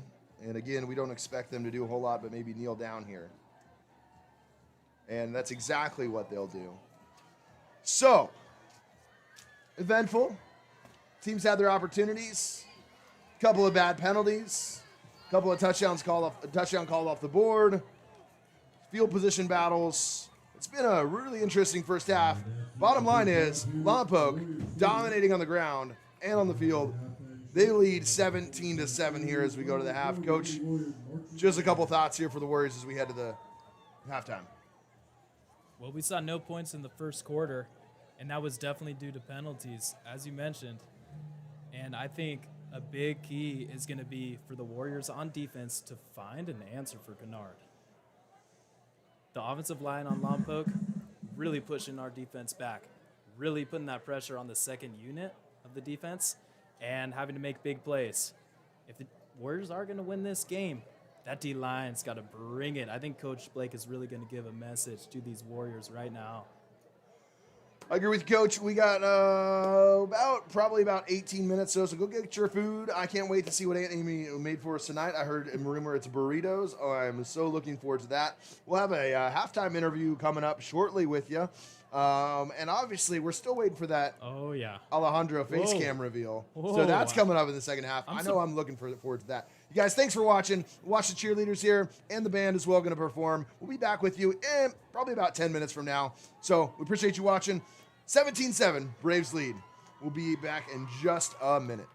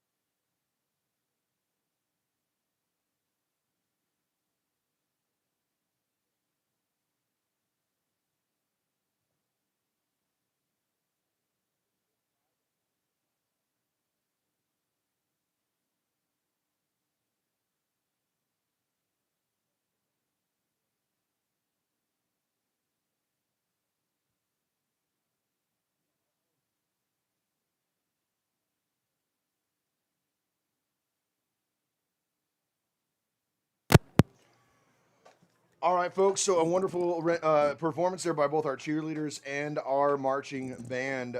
Lucky to be joined tonight here by when trying to get special halftime interviews for all the Righetti sports. I'm lucky to be joined tonight by three of our wonderful water polo players. Water polo, a rich history here at Righetti, something that is just, one of those dominating sports. I am joined by our seniors Brixton Pancrats, Jacob Lillard, and Braden Rodriguez, three key water polo players for the Warriors. Brixton, I'll start with you. You guys are off to a hard start, 6-0 in the season. You told me, we thought maybe a rebuilding year this year.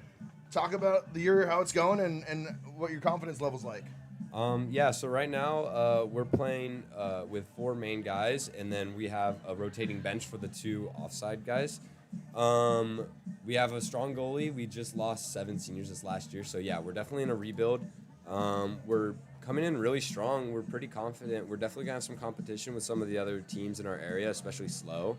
They had a very strong club season this last year, and so we were able to witness that and as starters, and they're definitely going to be competition. But other than that, we're very confident beating Clovis North in a tournament and Santa Barbara as well, and Carp, and taking down a lot of teams right now. Yeah, I saw you guys beat Clovis North, Santa Barbara. You got Santa Barbara again, I think, is your next game, right, at Santa Barbara? That is correct, yes. So, Jacob, maybe to you now. You guys both step in as captains. How long have you been a member of the varsity team? And talk about embracing the leadership role this year. How's that been? We've both been membership of the Rigetti community for all 4 years of water polo. And we've been on varsity each 3 years. We've been slowly trying to bring back the Righetti tradition and bring back the winning ways, man. Yeah, the winning ways and the glory and the fear that we bring to other teams. So Coach Knight and then Coach Schaefer, who I know is still involved, and then obviously now Rigetti alum Lane Porter, Coach Porter. Maybe Jacob or Braden, to you, talked about Coach Porter and what's he's like as a leader over you guys. How's he been? Or any one of you guys could speak to that.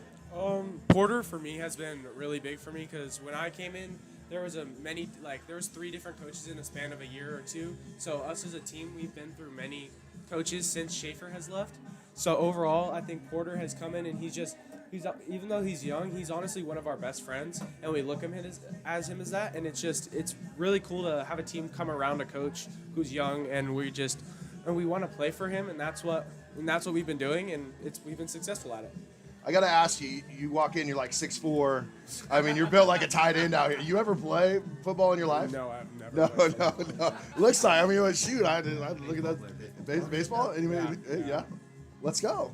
Get out there. Bill, we need that. We don't have a 6'4" guy like that. Come on now. 2 years. I appreciate it. Brixton, I've known you since freshman year. Yes. You've been in my class. I've watched you kind of grow up in 4 years. It's crazy how time flies. I always loved the back and forth that we had in class. You guys are your group always, I remember just you guys used to film yourselves riding bikes. You guys goofing around in great ways, but positive ways, watching your edits on Instagram and whatnot. Tell me about, I always hear water polo guys are always messing, in a good way, messing around, goofing around. Tell me maybe a good story for the crowd. Oh, man. What you guys do, towel slaps or whatever it is. Oh, so yeah, this has actually happened freshman year. This has probably been one of our best memories as a team. We were at a tournament where we had 4 games in one day in the span of 12 hours. Okay. It was probably the worst day of our entire lives. But we didn't let that get us down in the moment. We were in between. We had just won 3 games, and this was off season actually, so it's still water polo, still with the team. But in between our third and fourth game, we had a dance battle out on some basketball courts, and we ended up dancing so hard that we lost our next game because we were so exhausted from it. Our coach wasn't mad about it. He actually joined it. He was more stoked that we were having a blast because it was kind of new to us, this whole off-season stuff. He was stoked on us winning our games, and he thought that we ended it, having fun. And that's definitely been one of the best memories for us. you know, along with like all the car rides back. I mean, we've gained some of the best memories of our entire lives, just van rides back from long tournaments where we just bonded so well as a team. And for me, us three right here, like losing the last 7 seniors was a big hit for us because they were our best friends for sure. Like we truly connected with them the most, and it's definitely been a hit on us, but it's not gonna stop us from carrying on the tradition of kicking butt and just being Let's go. the strong Righetti warriors that everyone knows us as. So. I love it. So this year, looking ahead, who are the teams to beat? Obviously, besides you guys, your league competition. Who's going to be those teams? Lillard actually knows this pretty well. Yeah. So the teams would be Slow and AG. They both have a pretty strong senior lineup, or actually Slow has a bunch of players that are improving very fast because of their coach, but they're still fearing our Rigetti culture. And for CIF, all the Clovis teams they're about the same still. Buchanan only graduated 1 senior, and they're still a tough match. But yeah, that's about Well, it. we look forward to getting out to a game for sure. It's a unique sport that I feel like more people need to go watch. It's exciting, and gosh, it gets rough there under the water. I want to ask one final question, and that's, I mean, I know you guys obviously it's clear that you guys just take a ton of pride in being a part of the Rigetti program, and it's love to see that. You guys are, it's awesome to see. One thing I notice about you guys in water polo in general is that they're always in the pool, they're working out. They're just the practice schedule. That's got to take a wear and tear. What's your practice schedule like on a weekly basis? Usually we have 2-a-days, so we'll Yeah. either have weights in the morning, then pool in the afternoon, or pool in the morning and pool in the afternoon. We usually practice 3 to 4 hours a day, and it's 6 days a week, and it definitely takes something out of you, just like with how exhausted we are, because we wake up at 6 in the morning every morning. So it definitely takes it out, but it's all worth it when we go and we start a season off 6-0, and we just start playing as good as we are. We're definitely not. We haven't reached what we want to, but we are. As the season progresses, we hope to keep this going, and it's just going great so far. If they want to come out and watch, when's the next game? Next week from Tuesday, I believe? So we actually have a 2 weeks. I think it's September 16th because this upcoming Tuesday we're in Santa Barbara, and then Okay. this upcoming weekend we're in LA. So I think this next week we have a game here. Okay, and that's when I believe league start. I think it's Yes. like if I saw slow Yeah, or I think AG. it's slow, You yeah. play slow, then AG back to back. Well, we wish you the best of luck. I got to do one thing because it's USA Day. Come over here, Braden. I want to turn on the booth cam here for a second because your outfit is absolutely epic. So step back. Here's the camera that we're gonna see here. I want you guys to see this at home. This guy, look at this guy, full pantsuit USA. I mean, I pledge allegiance to this flag right here. That's absolutely fantastic. Great job. These guys are leaders on campus. We got Miss Ortiz saying Brixton, top-notch young man, leader in the pool, the classroom, and everywhere. I agree with you guys 100%. Guys, thanks for coming in. We appreciate it, and best of luck to you guys this year. Good job. Hey, thanks, guys. Yep. All right, we'll be back here in just a second. Give us about a minute break. We'll be back. Talk football right here, Rigetti Sports Network. Braves lead 17-7. We got about 3 minutes left before halftime. The teams will be starting to make their way to the field here just a second.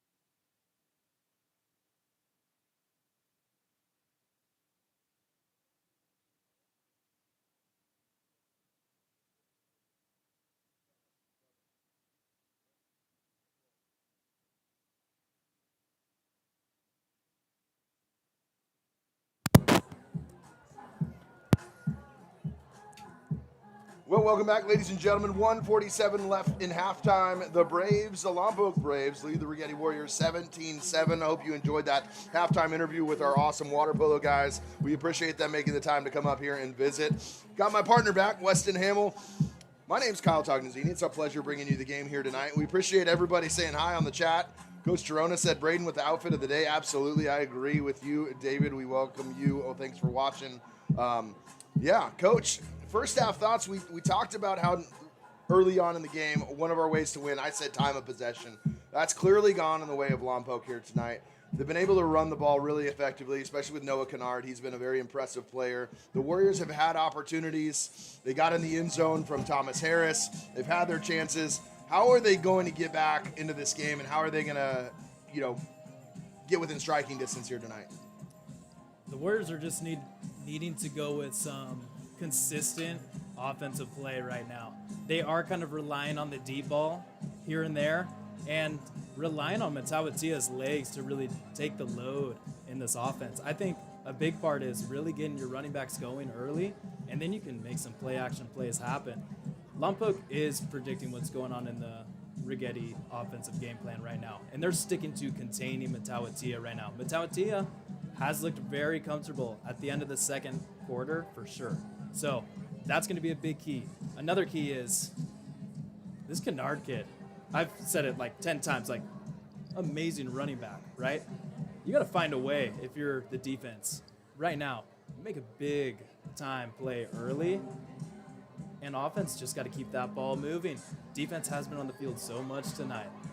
Keep the ball moving. Special teams keep playing well too. That could factor into this close scoring game as well. Look, Lompoc is 10 points ahead right now. They could be well more ahead if they didn't have a few costly penalties. But the Warriors have also costed themselves with penalties too, taking back a touchdown. So looking for clean play from the Warriors going into the second half. Yeah, I mean, I agree with you 100% on everything you said, Coach. For me, I want to ask, I think, for me, the question, and this is more of just a question that maybe not we can answer, who's going to step up on the receiving corps for the Rigetti Warriors to catch a couple tough, I would say, easy ones, both easy ones, but also some tough ones, because you know that they're going to need to probably get some chunks here in the second half, and I'm looking forward to who's that going to be. Is it going to be Casper Gomez? Is it going to be Noah Kessler? Is it going to be Caden Beaker? Justin Oliveris had a big one last week. One of the Rigetti Warriors is going to have to make a big play, and I'm going to see who that's going to be on the first drive, because I feel like one's coming.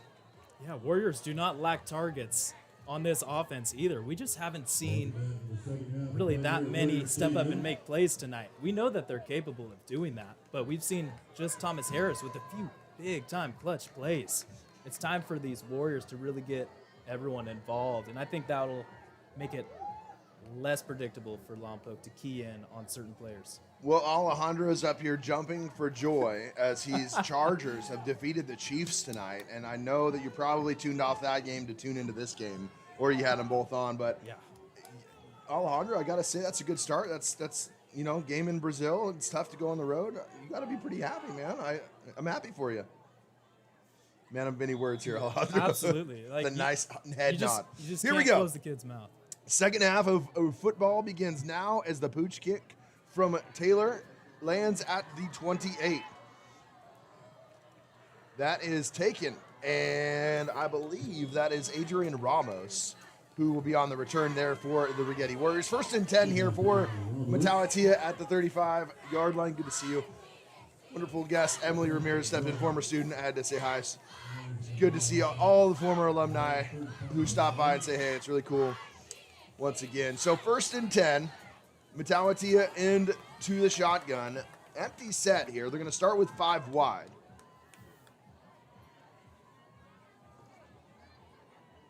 Daniel Matawatia out far side to the right. Casper Gomez in the slot. You got Kester, Viker, and Oliveris into the game as well. Matawatia drops back. Now he's going to run. He's going to try to bounce it out to the right. He gets away from the Lompoc defense and gets about 3. So good job there by Matawatia. But again, Lompoc defense is kind of sniffing that out. They've clearly made a point that they want to get Matawatia into this running game. And for the most part, Lompoc's done a good job. Lompoc's really setting up a wall in that interior part of their defense and making Matawatia really have to work hard for short yardage. Again, empty set for Matawatia, and he's going to run again. He's going to go right side, and a good job by him to get near the sticks. And I believe there is a penalty marker on the play, and it'll be a holding penalty coming back. Angel Zuniga, the senior, brought him down, but instead of third and a yard, now we're talking about second and about 17, 18. So some big penalties in big situations for the Warriors. We talked about the discipline, and see if the Warriors can kind of clean it up here in the second half.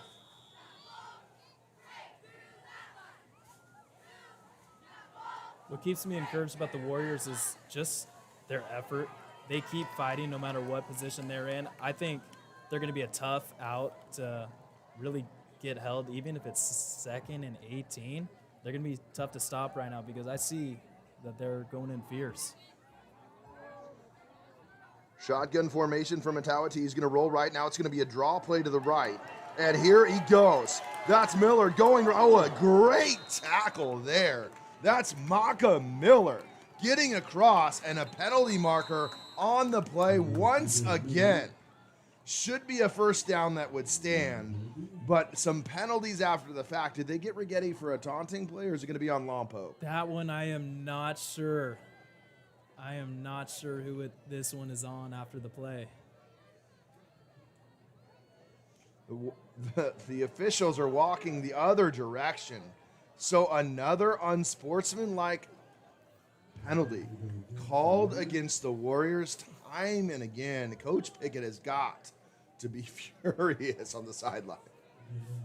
You can do all you want as far as creating big plays, but if penalties just keep bringing you back, that's hard to keep trying to get first downs if you're pushing yourself back. You're just digging yourself deeper into a hole here. Because it should still be first and 10, though, and it is. So it was after the play, so it reverts to a first down, just minus 15 yards. So the first down stands. So it'll be first and 10 from the 32-yard line. I guess that's the silver lining.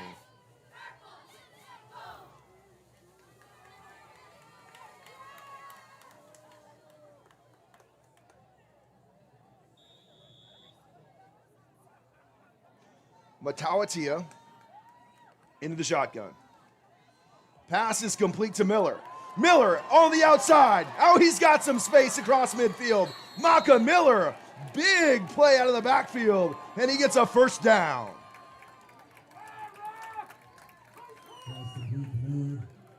I think Warriors waiting to see who's going to be that next player to step up, and so far we see Maka Miller making two big-time plays early in this third quarter.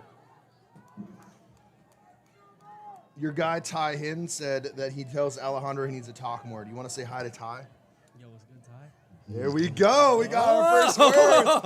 Yo, he took our former point guard there to get Alejandro out of the bubble. Let's go first and 10 for the Warriors. Matawatia, pass is nope, it's dropped. A little low, but Caden Veeker couldn't hold on to it. It'll be second down and 10. That's just taking your eyes off the football there, Togs. Few too many drops from these Warriors receivers. Going to make it tough to really trust these guys. You got to bring that ball in. Matawatia is going to keep it this time. He's going to run into a handful of Braves. He has stood up, and a good job there by the Lompoc defensive line. Big Brady Barbosa and Julian Hernandez. Barbosa, 6'3", 240 pounds. Tough man to move out of the way. That is a big human. Welcome back, Willie the Warrior.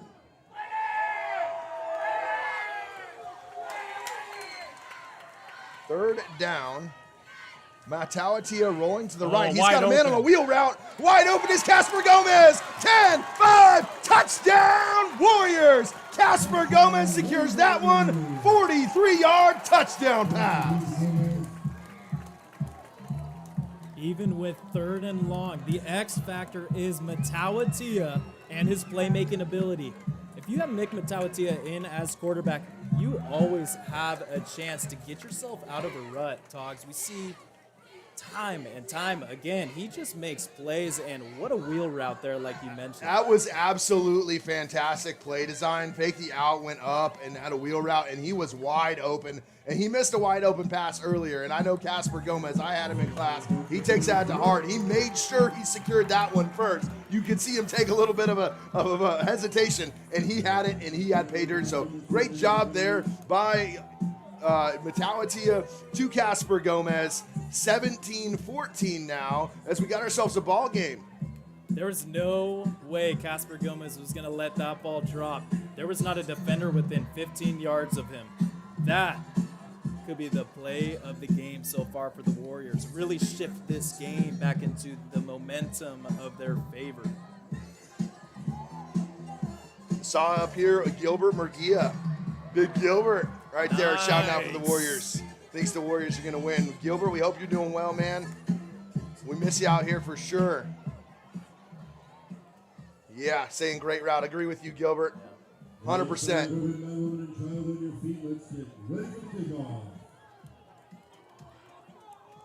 All right, David. Hey, Coach, you think we should kick it to Kennard? That is a negative from me, sir.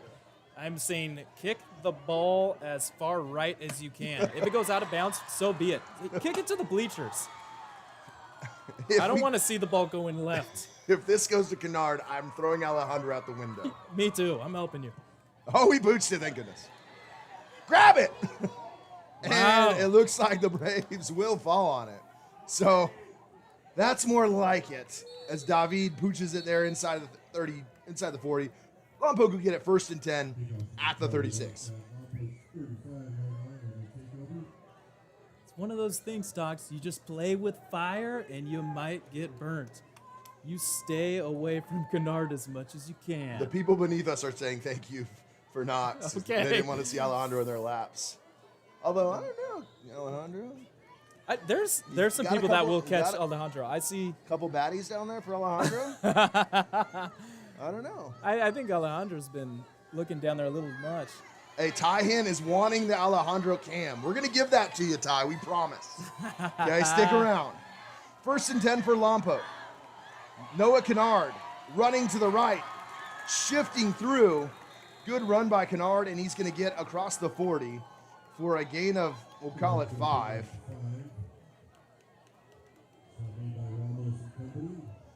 Ramos on the stop for the Warriors. Coach, if you're Coach Andrew Jones in the Lompoc offense, I feel like it's pretty straightforward. You're probably going to just, second half, you trust in what you're doing offensively with the run game. Almost every run tonight has gone to Kennard, and I think you're right. I think they're going to stick with that same combination. Give it to Kennard, possibly QB keepers here and there, but you're really running the rock if you're the Braves. Handoff is to Kennard this time again, straightforward. Good stop there by the Warriors. So you feel a little flying around there by the Warriors. You can kind of sense it. Kobe Allen, the stop. And 3rd down, Righetti defense showing a little emotion, ready to go right now. Rigetti defense just bringing the physicality so far in the second half. We know that Coach Blake is a heck of a defensive coordinator. It's all about just the execution from this defense. Can you make plays when it matters? And right now with 3rd and 5, Warriors can really make a huge statement right now.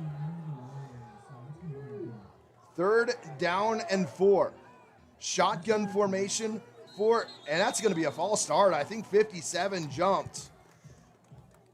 Oh no, they called a timeout before the penalty. There was a penalty on the near side of the field. Coach Pickett is having a word with the official. It looked like Lompoc coach Andrew Jones got the timeout off before the penalty.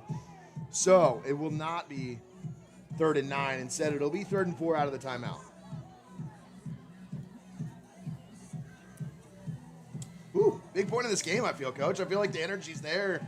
I don't know if we got a DJ going out there, the music playing. I just feel like it's a pretty big, I know it's 8:09, a lot of game left, but I feel like it's a kind of a moment, one of those big momentum plays right here. This is a play where I think we're going to look back at after the game and go, that play either did it for the Warriors or Lompoc took the game from then on. This is huge because you're at midfield right now. You got options after third down, but if the Warriors make a huge stop here, gain of 0, maybe loss of yards, they can really, really have a good chance of putting the offense back on the field for another one. Dion Baca in shotgun. Next to him is Noah Kennard. 3 receivers trips formation. They're going to motion someone to the left side. That's going to be a jet sweep handoff. A good play called Nelson Brown. As Nelson Brown pushes forward, he gets the first down. So something you haven't seen, it wasn't Kennard. It was Nelson Brown on the jet sweep out of the wide receiver trips formation. Still another different look. We've seen him throw, Coach, one time. I think one time. I'd have to look back. Yeah, I think Lompoc has done once. this all on the ground. Correct. Huge play call. Great job getting the reverse and keeping the chains moving for Lompoc. That was a big one. Heavy set, no wide receivers here. Extra lineman in, fullback. Probably going to run left, and they do. Kennard behind his line tries to stretch the field to the boundary, and he does. Kennard up the sideline, and he's pushed out of bounds by number 8, Ryan Ortiz. But that'll be a first down for Lompoc, and clog the middle, but Kennard shifty enough to get outside. Yeah, Kennard doing a great job of breaking containment and getting to the outside. There looks to be a penalty on the field, however. Coach, I'm so wrapped up in this game, I missed those penalties. I think it's the purple and gold. I don't know, man. Yeah. You're on it. I Yeah. appreciate you. Well, I appreciate your enthusiasm for the plays, dog, so I let you roll, and then after the fact, it's like, yeah, actually, there's another penalty on the field. About 20 tonight, my friend. Reining me in. I appreciate it. That's a big penalty, though. It'll be 1st and 20. Somebody in the chat is asking if Kennard is over 200 rushing yet. I have no idea. We do not have the stats. I would assume he had 99 on one play. I would Oh, assume man. he's over it. But Yeah. I don't know. The 99 surely adds to it. I was thinking, like, no, 200 seems like a lot, but then you add the 99, that's already Yeah. halfway there. Certainly, he could be there. Kennard's a playmaker, man, and you have the Braves backed up right now, right where you want them if you're the Warriors. Bring that pressure. Hand off to Kennard. Kennard is hit early. Good job by the Warriors. I believe that's Aaron Flores making the initial contact to force Kennard up the middle, and he only gets a couple. So good job there by the Warriors' interior defense. That's right, Flores there, just doing right on his assignment. Filling the gap, making a big hit there on Kennard, and letting the rest of the Warriors' defense make the play. 2nd and 14.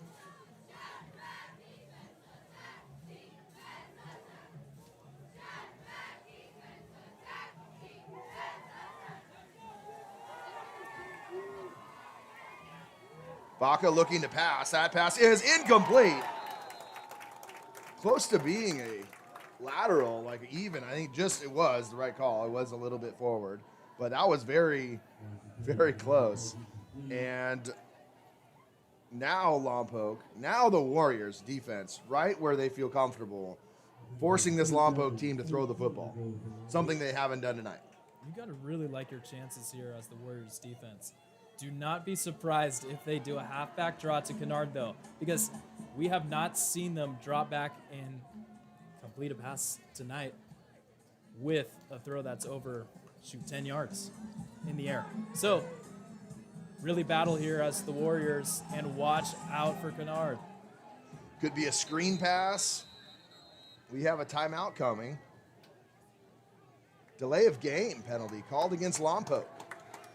Yeah, I mean, that's okay. So, delay that one, they always mess it. No, I didn't say mess it up. When you have an incomplete pass, you don't get that full 40. You get that 25. And so, you have that play clock, and teams take a little bit longer on that play clock, and that's what Lompoc was doing. They just felt like they weren't even close to snapping that ball. No, that is a really interesting concept. They were quite confused on that one, and their coach is really yelling at them to get on the ball again. 3rd down and long. Big point here for the Warrior defense. Hand off to Kennard. He's got a space, and he's got to make everyone miss. He doesn't. Good job by the Warriors' pursuit. That is led by Ruben Ramos, who got to him. I thought he might have got it. It's going to be 4th down and about 8 from the 48-yard line. A decision for Coach Jones up by 3. Opportunity to probably pin the Warriors back deep. Maybe it was 4th and 4, 4th and 3. You maybe go for this, but I think if you're Coach Jones, you probably kick it here. It's the safe call. You're up 3 points. You look to pin the Warriors back and make a good stop and make the Warriors punt back to you if you're the Braves. Definitely in the area where you could see a fake as well. Jackson Taylor is on to punt in punt formation. But look who's on the field short of him. Kennard is on the field. I would key in him if I'm the Warriors defense. I'm not assuming he punts. And they're going to call timeout. The Warriors come out into a kind of a base defense formation, but they threw Kennard out there, and I'm not sure if he's on normal punt formation, but he was lined up short. And Andrew Jones is going to take his second timeout. He's only got one left now, and I wonder if that maybe will play a role into this game later. It's a good call, Togs. You figure Lompoc takes a timeout there. They did have something that they wanted to look at to see if they could pull off possibly a fake. And maybe you take the punter off the field and you run your offense back on there and you play the Uno reverse guard. You could.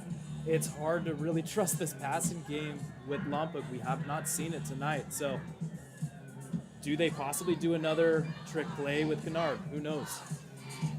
So they're going to bring out relatively same personnel. Nobody really knew. Kennard is on the field. He's going to be short, kind of about 10 yards back. The punter, Jackson Taylor, is on to punt. He's lined up about 12 yards deep. Let's see what Coach Jones and the Lompoc Braves decide to do here. Oh, it is what just happened? That ball got tipped. There's a penalty marker here on the near side of the field. Kennard stuck his hand out to try to either grab that ball or do something. Yeah. It tipped, luckily, right into the arms of Jackson Taylor. The punter was hit. But there's no roughing the penalty because that ball was tipped. So I'm not sure what this penalty is going to be. It could be anything. It looked like a really quick penalty too, Togs. It looked like even before they punted the football that the penalty marker was thrown. This is going to be a really interesting call here. It looks like the officials are talking to Coach Pickett, and I think they can either push him back 5 yards and repunt or replay, or they can just add it on to the end of this punt here. And I would assume that Coach Pickett probably takes the ball. It is a legal formation penalty. They're going to give him the ball. They're going to run the offense back on the field, so he's going to not risk that, and it's going to give him the ball, add 5 yards, and Rigetti offense on the field. Hey, Togs, I think we have a special guest in here tonight. Absolutely. Mr. Grijalva. And Coach Weston's got to go to the bathroom, so we're going to throw on Mr. G here for a couple. He's going to play the color guy. And I mean that. Matawatia drops back, and that is incomplete, intended for Casper Gomez. Coach, one of my colleagues on campus, he made an appearance in the chat. Teammates on our basketball team. Yes, sir. How's the year going so far for you in the classroom? Honestly, this is probably the easiest school year I've ever had in my life. Like, even when I was going to school as a student, this is probably the easiest job I've ever had in my life. I love to hear it. It's always nice that happy teacher, man, is a good thing. Hand off to Maka Miller. Maka Miller pushes forward. He gets going across the 30. A good run there by Maka as he gets 5. It'll be 3rd down and 5. Coach, I love to hear that. What's the vibe on campus been like? I mean, you see a lot of different kids than I see. I mean, I feel like the vibes are pretty good. Like, we have our, things happen, but overall, it's been fun. Yeah, so I think I don't know what it is. I feel like everybody's just maturing. I love seeing the kids that are coming from 8th grade and kind of have their wide eyes. Everything's brand new to them. Seeing what schools they came from and how excited they are to be at Rigetti, and seeing a lot of them at this football game. The Tawatia passes, and that ball is almost picked off. Intended for Gomez, but that is almost picked off, and it looks like the Warriors' offense is going to go 3 and out. I got to ask, I mean, we joke about it, right? Best 3 things about teaching are in June, July, and August. How was your summer, man? What'd you do? The summer, we hung out together. I What are know. you I mean, talking I know about? that. Yeah, we had a played- little basketball we games. played but basketball. Aside from that, I played a lot of softball. Did a lot of different things. I got a lot of job experience. I finished up school myself. I was going to Cal Poly and working on a second master's. David, a huge punt over the head of Kennard. Oh, what a booming hit! That is Ryan Ortiz, who met Kennard with some force. That looked like Mr. G going down the lane on the basketball floor, Hopefully, doing not his falling. best Angel Reese impression. I had to grab those 20 rebounds, but that's the first time I've ever seen Kennard go down today. So that was exciting. Minus the suspension she just got for conduct detrimental to the league. I don't know what happened, but I did see that today. No, yeah. I think too many flagrant fouls. Too many missed shots and rebounds Yeah. on her own shots. I don't know. Stat padding. So, Lompoc back on offense here with first down and 10 from the 31-yard line. Baca in shotgun formation with Kennard. Baca is going to actually give it off to Kennard as he's going to run to the left side. He gets across, beats somebody left, and he gets pushed out of bounds finally, but not before another huge gain by Kennard. First down for the Braves. Yeah, he's got to be close to 200 now. Looks like we have a Warrior down on the other sideline. It's like a Warrior down on the far side of the field. So, gotta ask, any special shout-outs tonight for your friends listening at home, your followers? You have a huge following. Popularity contest has got to be one of the most popular teachers, I would have to believe, on campus. I gotta know. You gotta have some shout-outs to some friends and family. Mom watching at home? Yeah, probably not mom. Mom doesn't watch a lot of football. Not a lot of my family watches football. But I do want to give a shout-out to everybody who's making my life easy at Righetti High School, the Reach and Teach team. Love seeing them around campus. Love working with them. And love seeing them over the summer. Like, who has that opportunity to go hang out with their colleagues who you can call friends during the summer? Ms. Amberg, my co-teacher, is wonderful. The girls' varsity tennis team had a shutout yesterday, 9-0 against Santa Maria. Let's go. So, Shout Coach out tennis. Fonseca, and a lot of new players this year. A lot of them bumped up from JV. So it's a pretty exciting year for them and a transition year for them. And just excited for everybody. Everybody here at Rigetti seeing a lot of the spirit going on. I mean, we saw the student earlier in a giant red, white, and blue. Yeah. It just seems like a lot of the school spirit is coming back to Rigetti. It's nice to see on campus. Absolutely. I 100% agree with you. I mean, I kind of want to talk. Let's talk tennis, man. Like, I watch tennis a little bit. I've been watching the U.S. Open. I think the finals are this weekend, I believe, if I remember right. I played in a little staff and student combined tennis match last year, and I thought, I played sports and somewhat of an athlete. I could probably come out here and compete. I was like 0-2 in the tennis match. I got smoked, and I couldn't even blame my partner. It was 100% me. Hey, tennis is definitely a tough sport. I think there's a lot of people who believe that they can just go out there and play it. Maybe pickleball. Pickleball is a little bit easier. I love some pickleball, man. Pickleball is fun. But when you go out there and you see the different tensions with the tennis racket and just different skill levels, you see like, okay, this guy or girl can play tennis. And that staff versus student game, that was no joke. I think I got a pretty rough draw. I got David Taronis. They call him Mr. Mustache himself. His wife is a tennis pro. Oh, yeah. Like, not really fair. We're fighting an unfair fight there. Well, I honestly thought I was going to see him in the finals. I was pretty confident in my ability. First and 10 here for Lompoc coming out of the injury timeout. Under center is Baca, hands off to Kennard. Kennard straight forward. Kennard pushes across the 40-yard line, and another huge run, 11 yards, maybe 12, there for Noah Kennard, who's really chewing up a lot of clock here in the third quarter. If we still have Ty Hin on the chat, I would like to say happy belated birthday to him. Ty, man, talk about an absolute dog on the basketball court. I love his energy. First and 10. Handoff.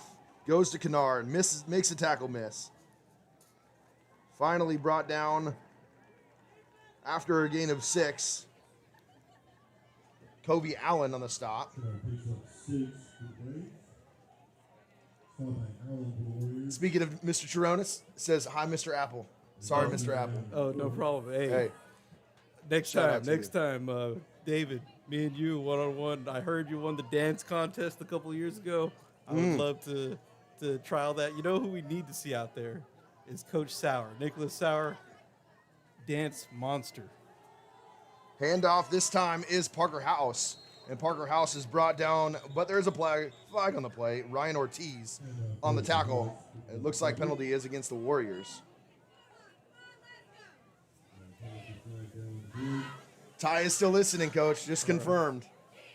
Ty, in the chat, I need you to tell everybody why they should be excited to see the Alejandro cam later. Alejandro. Is it time? Are we going to do this now? Lady This is a Killer, big moment? Alejandro. We have him here right in front of us. I'll tell you what. Next change of possession. We promise you, from deep within me, I promise Alejandro Cam is coming during the next change of possession. So you guys buckle up. Ladies, get your phones ready. Follow him on Instagram.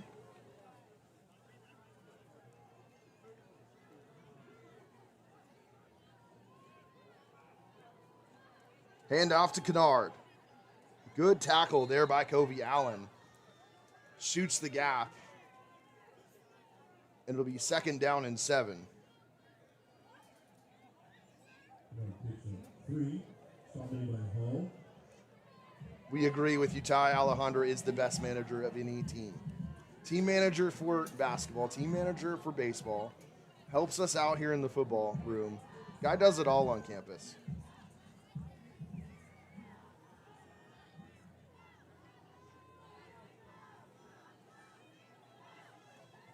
Hand off to Kennard, right side.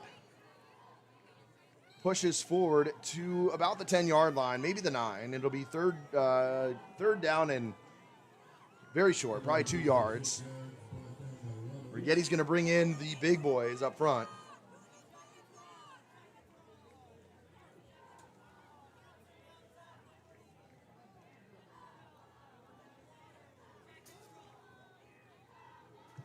So I would assume here that it's going to be a Noah Kennard run play. We will see what Coach Jones draws up here for the Lompoc offense. They're going to roll right. They're going to actually run Baca. Dion Baca to the left side. Dion Baca forward, and he's going to get inside the 5-yard line. And that'll be a 1st down. So don't make Kennard the lead blocker there. And Dion Baca gets inside for a 1st and goal. A little surprise there.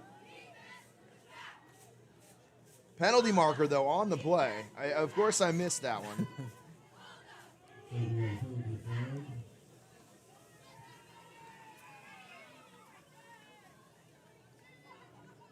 We disconnected on there? Oh, we're having issues, huh? Sorry about the scoreboard. We're going to have to figure that out. The clock is 1:26 left in the 3rd quarter. We will... Looks like we're having some issues with our scoreboard add-on, so we apologize. We're still in the 3rd quarter here. The score is correct. It is 17-14, but there are 1 minute and 21 seconds left to play in the 3rd quarter. We'll definitely make sure we fix that. 3rd down and long. Handoff to Kennard. Shuffles, but he's brought down at the 13-yard line. And a big decision here for Coach Jones. You kick it, you go up 6. You got a really good kicker who's been really true tonight in Jackson Taylor. And he's going to trot on the field. And Coach Jones is going to take that. I'm going to see here if I can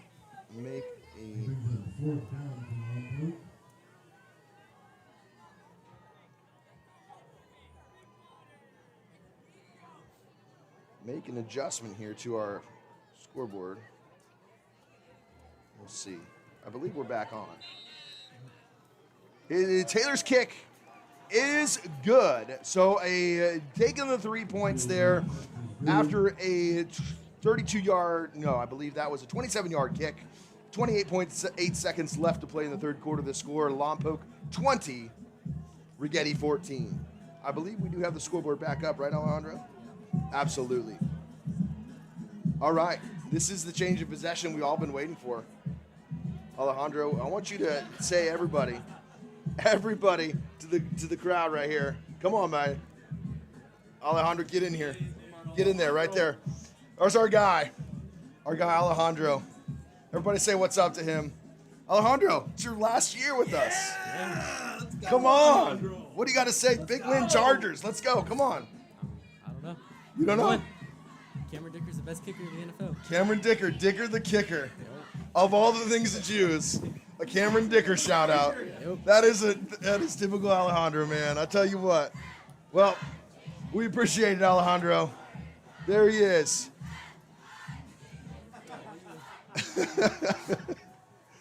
So, Jackson Taylor, fresh off the field goal. He's got 2 tonight.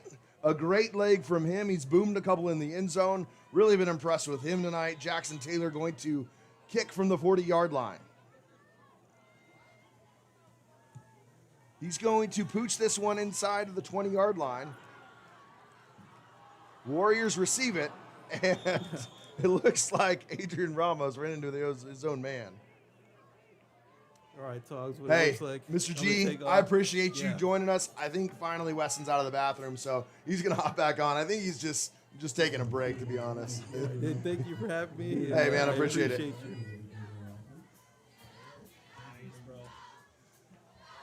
All right, Warriors down 6 with the football.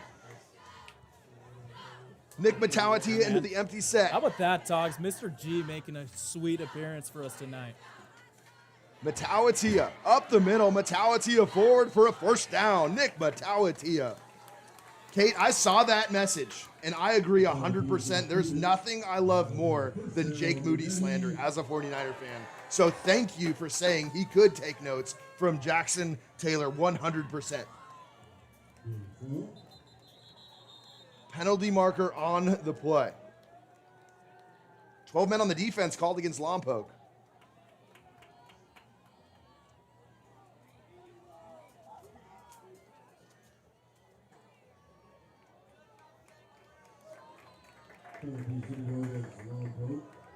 I mean, sometimes, Coach, I'll be honest, I'll send my wife Jake Moody's picture. I'll be like, Jake Moody, you so much. And she knows that means I miss you so much. Oh, that's a good one. Nick Matawatia up the middle. He getting to get 4 on the play. Gets to midfield. And that'll be the end of the third quarter. So it's a one-possession game, Coach. It's been back and forth here. Both teams have played a relatively clean second half so far, and obviously Lompoc still controlling the tempo and clock. But the Warriors, they could go down and take the lead on this possession. They got it 2nd and 1 from the 50. We got 1 quarter left, Coach. What do you expect? This is going to be a really fun quarter to watch here, Togs. I think the experience of Nick Matawatia is really going to show up right now in the 4th quarter. He's sprinkling in a few other playmakers right now, which I really like to see. I think there could be a little more Maka Miller used out of the backfield. I think he can drop back and take shots too. The offensive line's doing a good job of keeping Matawatia upright, and if Matawatia needs to scramble, then he can go get yards on his feet too. I really appreciate how Coach Blake is setting a strong tempo in this defense too, Togs. We appreciate you guys watching. We're at over 200 people watching currently live right now. We're at over 1,000 views currently on our program, man. We really, really appreciate it. It's fun to bring you guys, whether you're Lompoc supporters, Rigetti supporters, or just friends and family. We appreciate you guys watching here. 2nd and a yard here for Nick Matawatia. First play of the 4th quarter. Empty set here for Nick. Nick drops back, looking left, dumping it off. He's got a man, but incomplete. Had 2 guys over there, Vicker and Harris, both going levels route to the sideline, and he couldn't quite find him. Good pressure there by the Lompoc D. Just a little bit too much pressure right there from Lompoc. That play did take a little while to develop, but man, if Rigetti just had a split second more on that one. Warriors, it's a good play. Warriors call Elephant out, and this is when the big boy comes into the game. Look at that. Big 68 Arkansas, Damian Martinez, going to be paving the way and moving some bodies up front. He is a big boy, and I bet you this is going to be a run play with Matawatia. No doubt about it. And here we go. Matawatia to the right side. He's got the first down and more. Matawatia out of bounds at the 9-yard line. The elephant formation with the big boys up front. And here we go. Good call there. Matawatia off to the right side on that one. Good job from the Warriors. Keep this drive going here. This is a big-time drive. Sure, you don't have to have it all right now, but, man, you would think that Pickett wants to see this ball in the end zone. They're going to stick with this elephant package. They got a big set here formation. Now Matawati's going to run left. He's got the boundary. He's going forward. He's upended, but that's a gain of 9. Nick Matawatia running to the left. And it'll be 2nd and 8 for the Warriors. You see the Warriors going simple plays after simple plays, and then all of a sudden that misdirection just changes up the field so much too. I really, really like to see what they're doing with the offensive play calling. We've said it a few times too. Really good play call, really good execution there on a gain of 9. Big elephant formation once again for the Warriors. 2 fullbacks, big bodies up front. Matawatia, the lone power back. He's going to get the ball, and they're going to go forward. It's going to be mano-a-mano up front. Some bodies are going to be moving. Hey, the Lompoc defense shoots the gap, gets through there. That's 44 Boston Moncluse, the 6', 175-pound senior, making a great play, pushing the Warriors back, and it'll be 3rd and 5. Oh, man, bring the big formation out to Lompoc once. You can have it. Bring it out again. Not so fast, says the Braves defense. So here we go. What you feel like is, I would say, 4 down territory here at this side of the 35-yard line if you're the Righetti Warriors. Don't be surprised with a lot of different things. One thing that I will believe, I would like to see maybe a screen pass here to Maka Miller out of the backfield. Something the Warriors really haven't shown. They've shown a lot on film. They're going to go deep. He's got a man, and it is, oh my gosh, wide open, just over the reach of Justin Oliveris. All Nick's got to do is just throw that under him. He's wide open on the wheel route. Yeah, he left a lot of air under that football, which makes sense if there's actually a corner on Oliveira. However, he was wide open. I really appreciate how they are disguising these routes here, Togs. I mean, these wheel routes are very well timed. Just think about how close they've been on some plays to where it could have been a massive turn in either direction. But now it's 4th down and 5. Here for the Warriors offense. 10:09 left to play in the 4th quarter. And here come the Warriors. They're going to leave the offense here on the field. Maka in the backfield. Trips left formation. And it looks like the Coach Pickett is going to call a timeout, and a smart timeout, as it seemed like they were late in formation to draw up the best play he's got right now in what is the most pivotal point of the game. It's a good idea to go for it right now, Togs. You're at the 34-yard line. You only have 5 yards to go. I really like how Matawatia has been driving the football down the field as well. He's trusting his offense. Watch him make a big play here. You give the ball to your leader right now. Let him go make a play. It could be anything, Coach. I mean, you could throw a slant route. You could hit Matawatia on the quarterback run with 4 to go. You could hit Maka Miller out of the backfield. They threw a lot of screen passes the first 2 weeks, and I know they haven't done one yet tonight.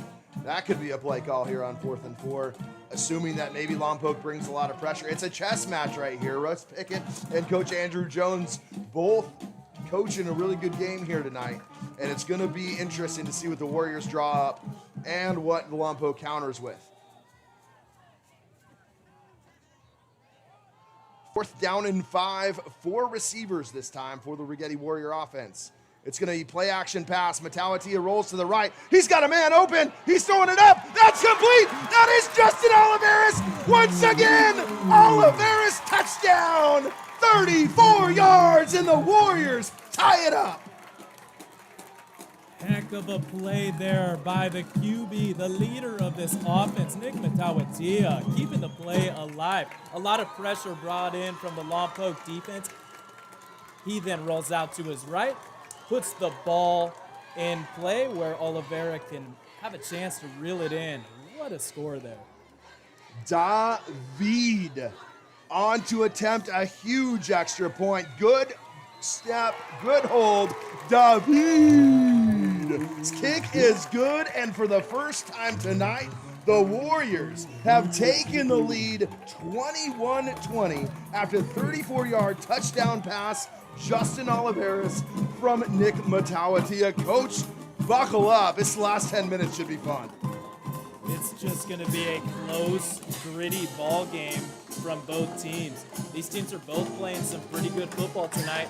Now, certainly, both teams have had their fair share of mistakes, which have costed them points on the board. But that doesn't mean that these teams aren't both in this as well. I agree with somebody in the chat said earlier, this matchup is always a fun one, 100%. I mean, yes, two different towns, but these kids play against each other growing up all the way. They know each other. They play sports against each other all throughout youth. And of course they know each other. It's always a great rivalry. It's always a great matchup. Lompoc, obviously a huge history of success in the football program. Yes, great matchup between these two teams. We agree 100%, and it's been a fun one tonight. So David will kick it off. And again, should I say it again?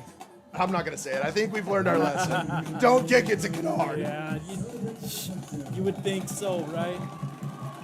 Kick it to the right side of the field. A pooch kick right is fielded and brought down. That is Caleb Cochran, but it looks like Kobe Allen. Kobe Allen has played a very good defensive game and special team game tonight. I've noticed that, and I haven't really shouted him out a lot, but I swear that he played quarterback last year for the JV team. I remember he got some time as quarterback. Now he's out here playing defense and special teams. He's fired up. Good job. Made a few really big plays for this team. Special teams tonight has been fantastic, dogs, for these Warriors.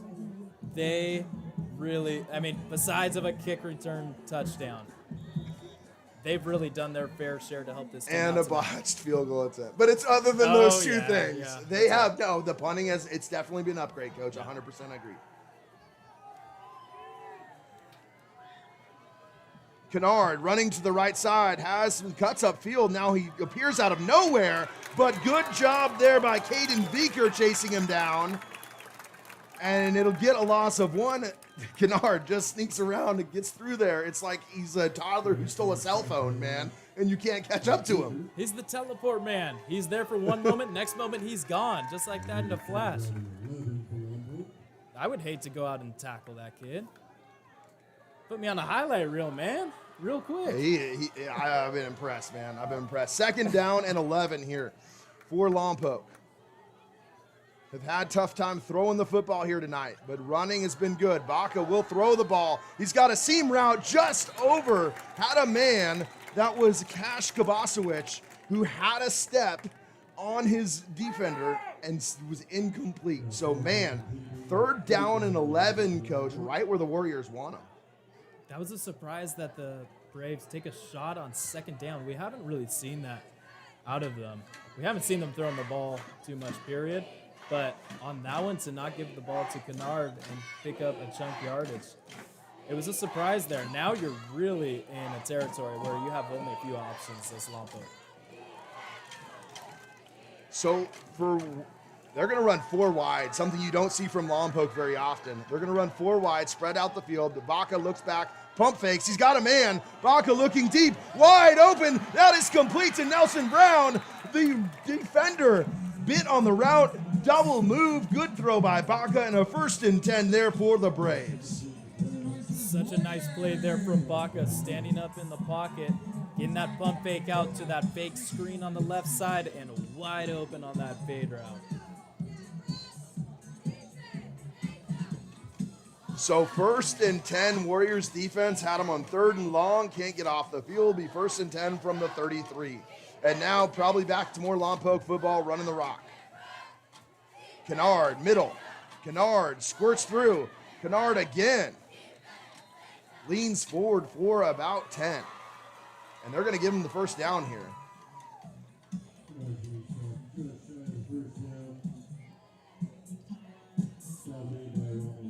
These Warriors are always making an attempt to tackle Kennard up the middle, but he's just a step ahead of this defense right now. So 1st and 10, a little different formation here for the Lompoc Braves. Kennard going right this time. Bounces outside, and he is brought down. Good tackle there by the Warriors defensive line.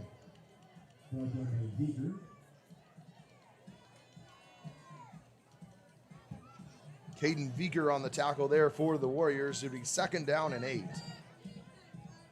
21-20. I got to believe that this is well within Jackson Taylor's range, judging by the way he's been kicking the ball.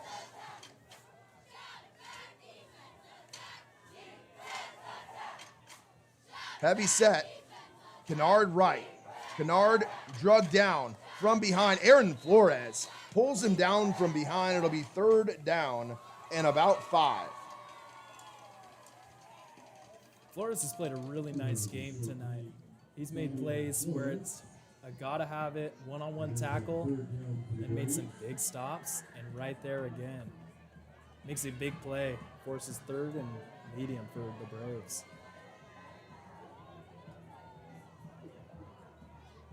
So it'll be, I think, officially 3rd and 6.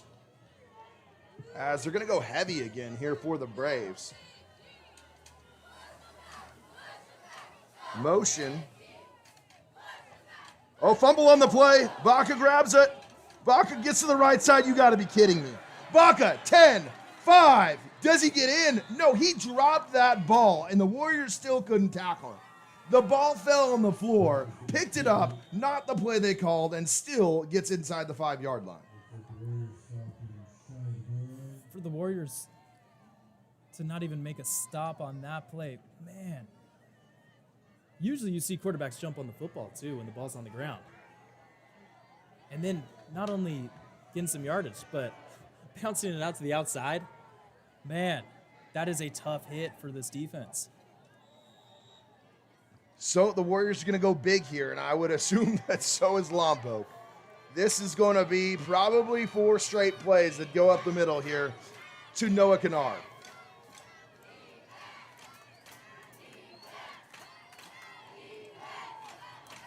Kennard straight up the middle, and he gets in for the touchdown. Noah Kennard untouched, 3-yard touchdown run, and Lompoc takes the lead right back.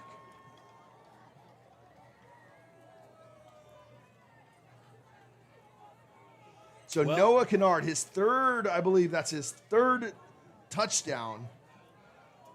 It is his 3rd touchdown of the evening,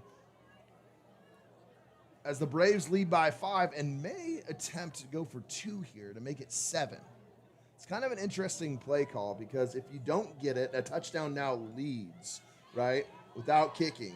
But you do get it, you make it 7, put a little pressure. They're going to go 3 backs, 3 down backs. That's going to be a penalty. And now I would assume if you're Coach Andrew Jones, you're probably going to kick this extra point after the loss of 5.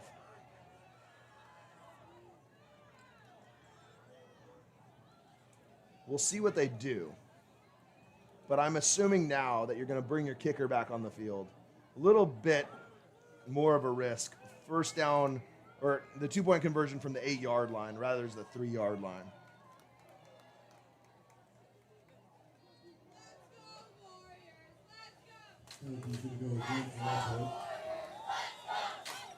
Let's see what they do there. It looks like, by indication, they're going to leave the offense here on the field, Coach. Wow. But the 8-yard line, this is an interesting call here, because they definitely have a kicker who can put it through the uprights. Kennard in the backfield with Baca. Another penalty on the play. Or his coach, no, I take that back. Andrew Jones is going to take his 3rd and final timeout here, leaving him with none. They're going to talk about it again. And we will see. Again, 5-point lead, going for 2 to make it 7. After the false start penalty moved it from the 3-yard line to the 8-yard line. Ladies and gentlemen, let's please give these brave men and women a big round of applause. This decision would be certainly more justifiable if they were at the 2-yard line. Yeah, it's an interesting one, Coach, and I don't know what the book says here, I guess, to do. Is do you go up one and I don't know. I mean, NFL probably says to go up two here, but I don't know. Right. And you just think you get 6 right here, and then anything can happen if Righetti scores a touchdown. But then you try and go up 7, you don't get it. Oh, man. Now we have a real ball game. Well, here we go. They're going for it. Handoff. No, they're going to pass it. No, he's going to sprint out of it. Baca looking to the right side. He's got a man. He's going to get into the end zone for a completion. There is a penalty marker at the 11-yard line. I would assume this is an ineligible man downfield based on how long that ball took to get out of his hand. Nope, it's a holding penalty. So now if you're Coach Andrew Jones, do you kick it from like the 18-yard line or do you go for it again? And that is a tough one. Yeah, I mean, Jackson Taylor has he's got the leg for this. Right. Yeah, you're looking at about a 35-yard kick. I think he can definitely make it as well. We've seen him boot the ball tonight. I am curious.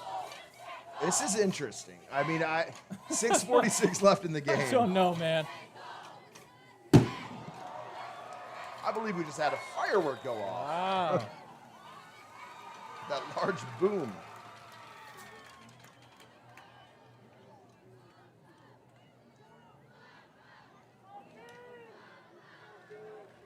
All right, they're going to leave the offense on the field.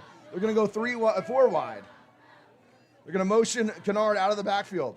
They're going to look left. Now they're going to throw to the right side.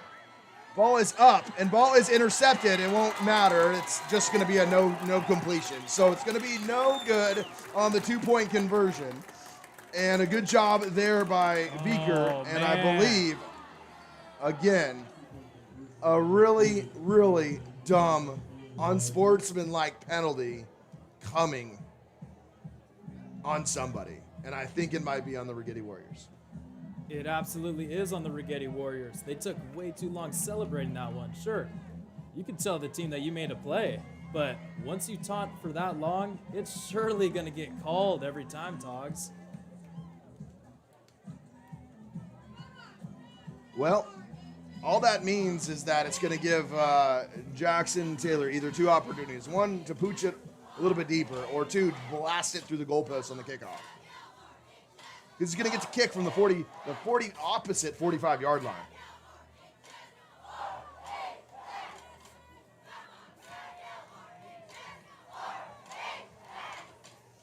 Regardless, Warriors down 5, coach. Again, same situation as they were last drive. Have a chance to go down and take the lead right in this. They're totally in this game. It's a 1-score game. I am impressed by the back and forth push by both teams. We've had so many score changes right now in the second half. It's a fun game to watch. It's going to go down to the wire. So if you're Coach Andrew Jones and you're the Lompoc kicking team, Coach, do you even consider maybe an onside here or something, just trying to recover this? And so what? They get at the 35-yard line, or do you just blast this one deep and give them the ball at the 20-yard line? Man, I would give it a thought, but I think you play the safe route here and just blast it through the end zone. It's not a bad play, though, to get the onside kick, because then, they're just at the 35-yard line. No harm. Jackson Taylor will kick it off from the 45 after an unsportsmanlike penalty called against the Warriors.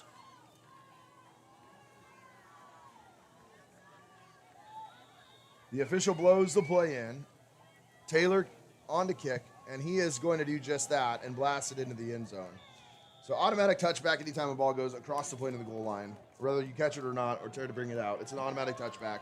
Cannot take it out of the end zone. So it'll be 1st and 10 for the Warriors. Nick Mentawatia back onto the field with the ball in the hand, giving yourself a chance to win this football game.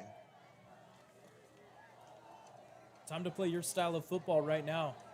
Whatever's been working for you in this second half, you stick with that.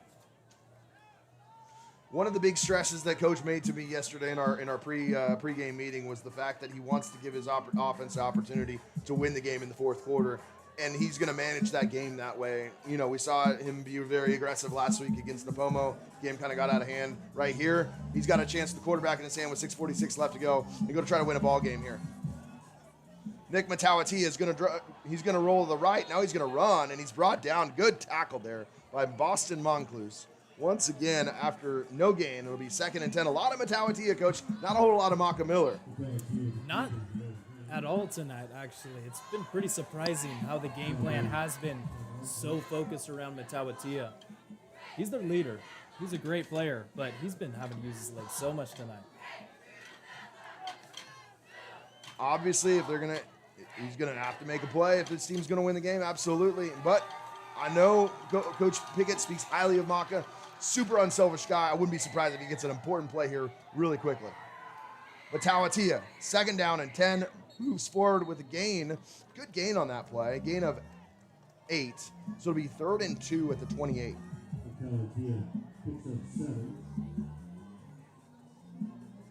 So 3rd and 3. 5:47 left to play in the fourth quarter. It's been a great one.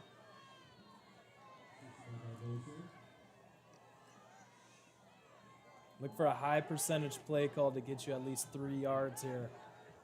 I think a short route would make so much sense for the Warriors right here. Lompoc showing pressure, bringing a lot of guys up the line of scrimmage, especially from the right side. They are going to bring pressure right, and Matawatia is going to cut up the middle. Matawatia pushes forward. He's got it. He has got enough, and look who is lead blocking for him, Coach. Maka Miller throwing some big lead blocks as the running back. A very unselfish play there, and Warriors move the chains. Yeah, he's been making some real plays tonight that aren't showing up on the stat sheet, but he's been in there the entire game, giving it his all. So 1st and 10, new set of downs here for the Righetti Warriors. 5:08 left to play in the ball game. Matawatia and Maka Miller back in the backfield. 2 receivers to the left, 1 to the right, an extra tight end of the game. Play action pass is going to be a quick route. That's going to be to number 5, Caden Beaker. And Beaker goes out of bounds after a gain of 6. A good short pass play and a good catch there by Caden Beaker. Cool throw there from Matawatia, going with some sidearm action, and he can really get those quick passes off in a hurry. Seems like something you might want to stick to if you're the offensive play caller here. Tempo is definitely slowed down. I think Coach Pickett's kind of thinking the same thing. Let's make a drive here. Let's leave our offense on the field. They know that Lompoc has no timeouts. Low snap. Matawatia picks it up. He's going to lose a number of yards. The first miscue of the game, really from the center position, and that is going to be a loss of 5. I know they didn't mean to switch there at the center position. Morgan Brown has switched over to center. He's done a really, really good job all night. Obviously, that's the first bad one. Yeah, everything's been clean so far up to that point. Oh, with no. snaps. Matawatia is off the field.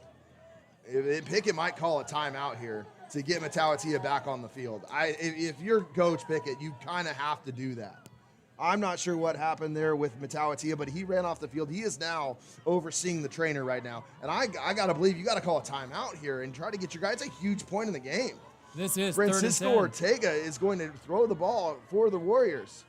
Francisco Ortega, now he's going to hand it off to Maka Miller, and my goodness, he gets stopped. And 4th down upcoming, loss of a yard, 3:20 left, and now a timeout.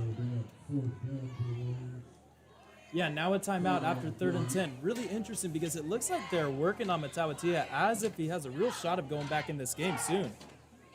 Just an interesting decision there, Togs.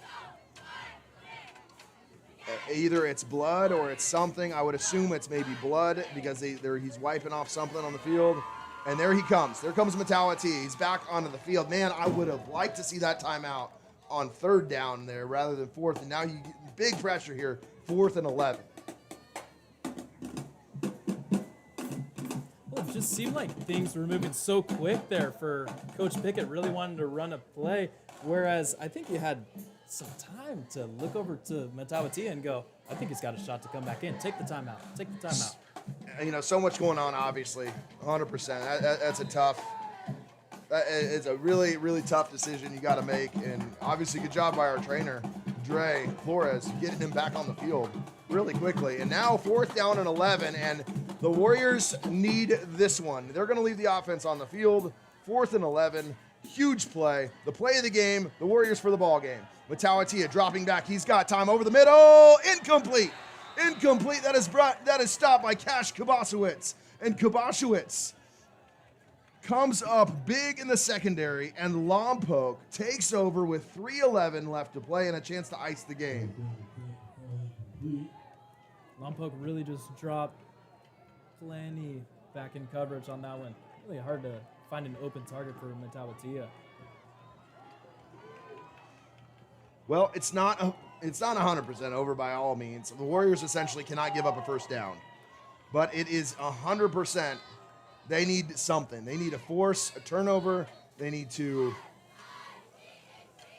really, 5. I mean, you're almost within field goal range. Jackson Taylor could kick a field goal to go up 8, but you got to get the ball back. This right here for the Warriors is about selling out on the run. You have a good feeling they're not going to take a pass shot right now. Sell out to the run. Kennard, right side, and he's going to go.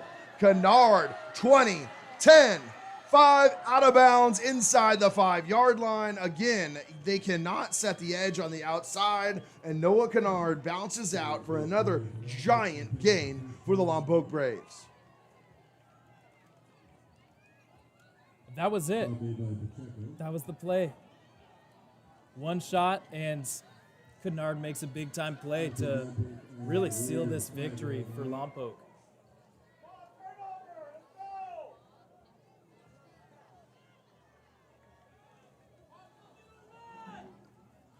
Kennard, another handoff. Kennard, untouched. He's going to go in. Noah Kennard, his 4th touchdown of the game, this time from 5 yards out.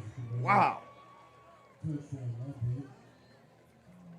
Kennard from start to finish has really been the player of the game. Yeah, I was going to put up a poll, player of the game, but I don't think I need to at this point. Like, it's obvious. I mean, this is going to go down as back-to-back weeks where the Warriors defense has given up a 250, and I don't know what he's got tonight. All-purpose yards might be over 300, 250 yards on the ground, and that is going to be something that they're going to have to really, really figure out a way to solid up their run defense. Yeah, that just has to sting, especially Coach Blake, knowing that Napoma just put up a lot of rushing yards in last week, and then Kennard and Lompoc this week. I mean, Coach, I'll be honest, anytime, though, team rushes like that, let's give a shout-out to the offensive line, the big boys up front. Yeah. I mean, these guys moving some piles, the Lompoc bodies, they don't get enough credit, but you get a guy that's running for that much. I mean, you got some big boys up front, and they do. They got some big guys. 265, Desmond Rojas, obviously Barbosa is big, he goes up front. I mean, good job for the offensive line. They've been playing a great game tonight, and they've just been letting their guy eat. Baca's going to run, and Baca's going to stop short. So it's going to be an 11-point deficit here for the Warriors. By all means, it's not over, but you got to score quick. Yeah, you do. Yeah, we're looking at 11 points. There's a chance to get a quick touchdown here, and then maybe you make something happen with the field goal. Or, just like anything with us, high school football, you get the kick taken to the house, and all of a sudden now it's a 4-point game, and you got to make a decision whether you want to onside kick it or let your defense try to stop Kennard. Oh, man. And I think I know my decision on that one. Yeah. I don't think I want to see Kennard touch the ball again if I'm Coach Pickett. No, there's been a lot of Kennard tonight. There's been a lot of good play from the Lompoc offense, setting the way with the offensive line. They've been very good tonight for Lompoc. Well, a lot of games still left. 2:57 left, but the Warriors are going to need. They're going to need. You can just sense the emotion on the Warriors sideline. Just kind of, you got guys' hands on their knees. You guys just, what could have been, and really, they were close. But they just, We'll see. We'll see. I'll give my final thoughts later. Right now, let's watch the end of this. It's going to be Jackson Taylor to kick off, and I would assume, again, Coach Jones is not going to give them an opportunity to run this one back. It's probably going to be some sort of pooch kick.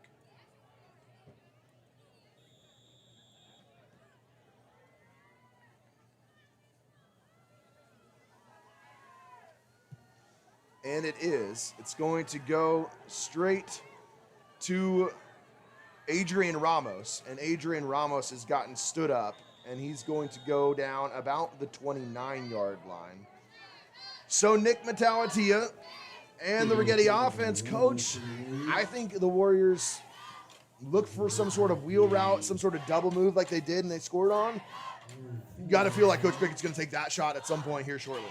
I think at some point, you may not start off with it, but you get Lompoc keying in to bringing their defense up and maybe starting off with some short routes, and then all of a sudden open up a big-time double move, a wheel route to the outside. It's worked for them a few times. Matalatia dropping back. That pass is complete. And a good pass there to Thomas Harris for a first down. The Warriors going to have to go and move the ball quickly, but there is a man down in the field. And that is probably the guy you want down. You want nobody down, but if anybody on that offensive line goes down, number 54, Ryan Twisselman, is not the guy you want to see go down.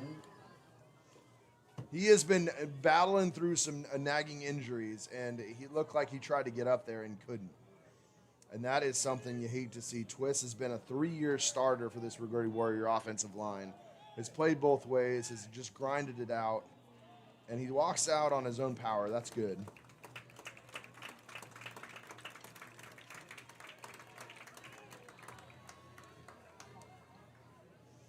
So Twist kind of hobbles off there, man.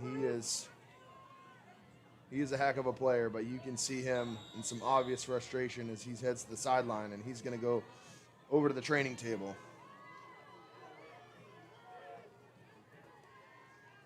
Matalatia dropping back. It's going to be tipped, and it is going to be actually completed. That is caught out of the air by Justin Oliveris. That was tipped and caught by Oliveris, and it'll be a gain of 7. You'll take that for the Warriors. That looked like that should have been a definite interception there. Empty set here for Matalatia, 2nd and 4. He's going to look up the middle. Now he's going to throw it deep. He's got a man running open, incomplete. Just out of the reach of Thomas Harris. It'll be 3rd down and 3. A little post route there. Deep post across the face of the safety, and he had a step just out of the reach. Good job trying to make an aggressive play call there. You gotta make it happen at some point. They tried to on that one. So 2:10 left, 3rd down and 3 here.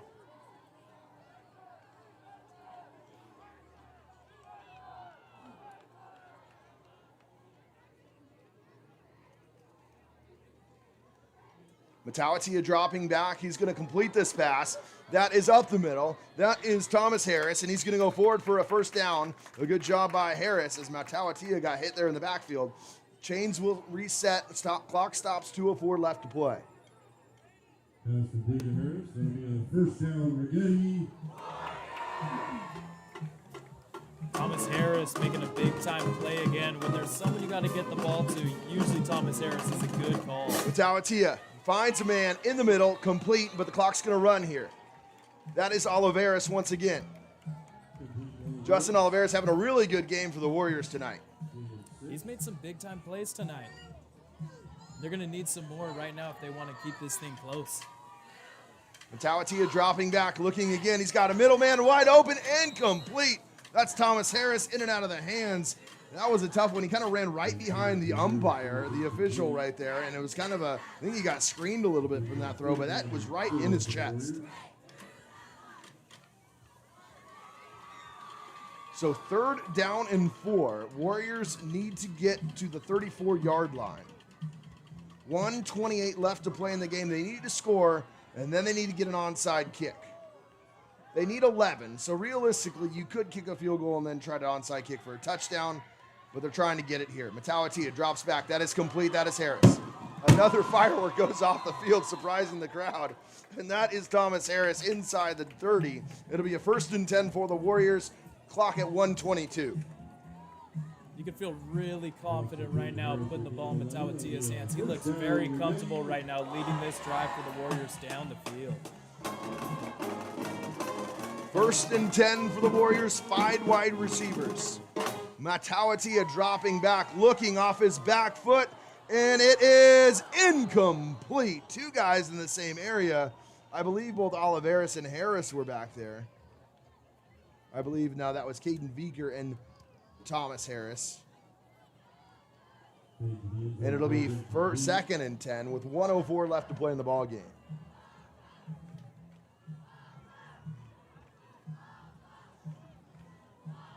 Ineligible man downfield called against the Warriors. So it'll be 1st and 15. And again, the Lompoc defense, a lot of defensive backs.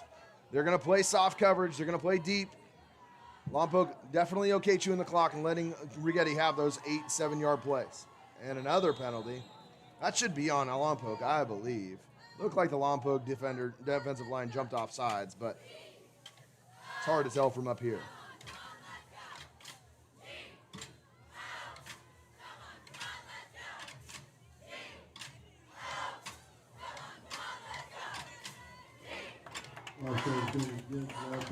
It is, in fact, going to be an offsides penalty, so it'll be 1st and 10 back again instead of 1st and 15.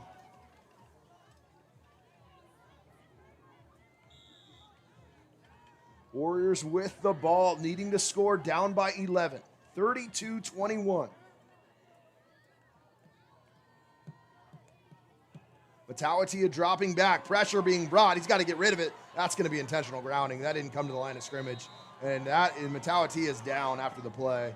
He tried to do all he could, but that's going to be a loss of down. That's going to be like a sack all the way back at the 44-yard line. So that will be, and he looks shaken up there. Warriors will be 2nd down and super long.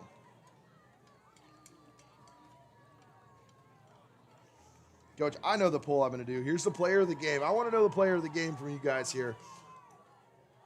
Noah Kennard or the Lompoc O-line? Okay. I'm going to make him choose. Yeah. I think they're a split, honestly. This O-line has been so good for the Braves. Really allowing Kennard to stay patient behind the line and then make one cut and go. This Lompoc team's really good, man.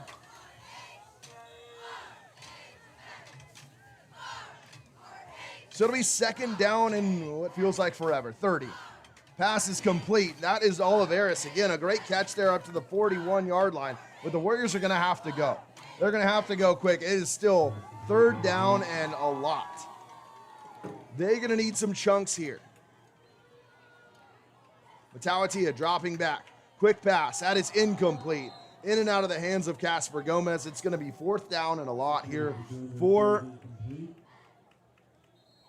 the Rigetti Warriors. Coach Pickett is going to take that 3rd and final timeout to talk it over.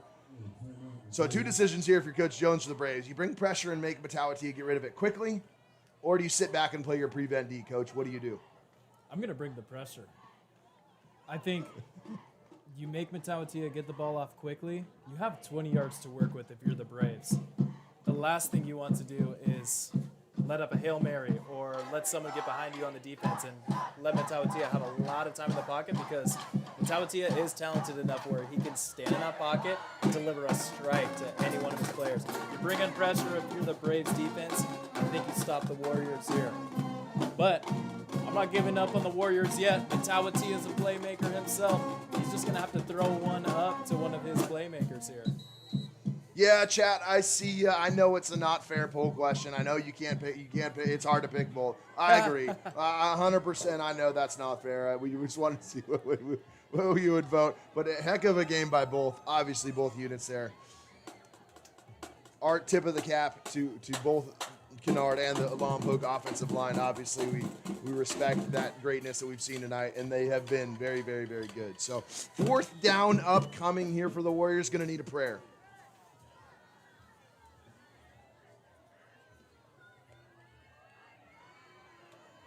Matawatia dropping back over the middle. That is complete. And that's going to be Harris. He's going to spin, and he's going to be just a touch short. I believe Harris comes up about a yard short. And I believe Lompoc is going to get the ball back because that was 4th down. And needing 25, he gets 24. Lompoc gets the ball back, and that will be it. Nobody has any timeouts left. 28.8 seconds, a knee away from Lompoc taking back this series after Righetti wins 41-7 last week. Coach Jones and the Braves will avenge this loss and come into the Warriors' house tonight and put it on the Warriors 32-21. Yeah, it could be a single game rushing record for Lompoc. Somebody said, I don't know. I don't have those stats. We're not as complicated as that. But what I will say is we appreciate everybody interacting with us all night, both on chat and the votes. And we appreciate you guys watching. Tip of the cap to both teams. They fought hard, but ultimately Lompoc comes out on top 32-21. Coach, if you're the Rigetti Warriors, not a whole lot of time to really dwell on these losses. I mean, you look at this team, and they've had their opportunities. For me, the undiscipline is really the story for me, and they just got to get that together. And, like, you take away some stupid penalties and realize that you're right in this game. If you're a little bit more disciplined, this game could swing the other way. Your thoughts?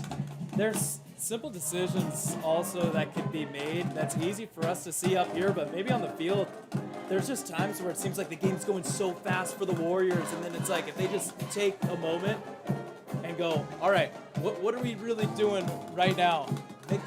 Make the simple play, or just make the right decision. All in all, there's some decision making that has costed the Warriors the past few games because you can tell this team has the talent and they have put in the work all year.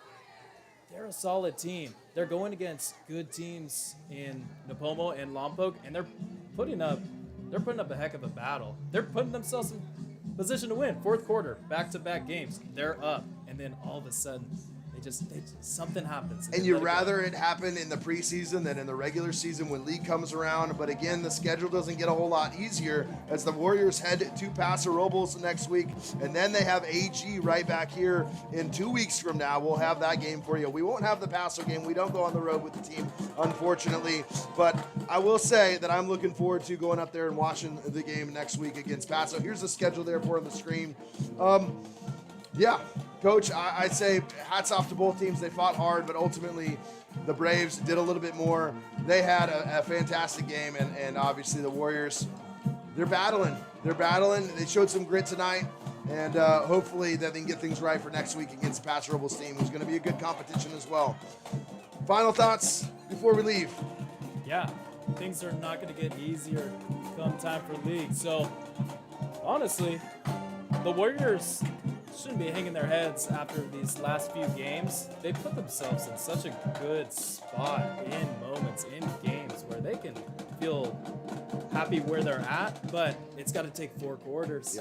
They got to have that concentration for 4 straight quarters. I know the coaching is there. They have the pieces in place. They have talent all over the field. It's just, can you make it happen the entire game? I agree with you 100%. Guys, thank you so much for watching. Final score here tonight. The story, 4 touchdowns by running back Noah Kennard. The offensive line having a day. The Lompoc Braves go to 3-0 on this season. 32-21 as they defeat the Warriors, who fall to 1-2. From all of us here at Righetti High School, alongside my partner, Weston Hamill, alongside our cameraman and scoreboard operator, Alejandro Hernandez, my name's Kyle Tognazzini. We love bringing this game for you. We appreciate you guys. We thank you for watching. And again, I cannot say enough about how much we love interacting with you guys and having fun calling a little high school football. Guys, have a fantastic weekend. Sit back, relax, enjoy the NFL. Hope your fantasy football team wins. I hope your Seahawks lose, Coach. It'll be a good game, but welcome. Guys, have a good night, good evening. Wonderful weekend from beautiful Orcutt, California. See you later.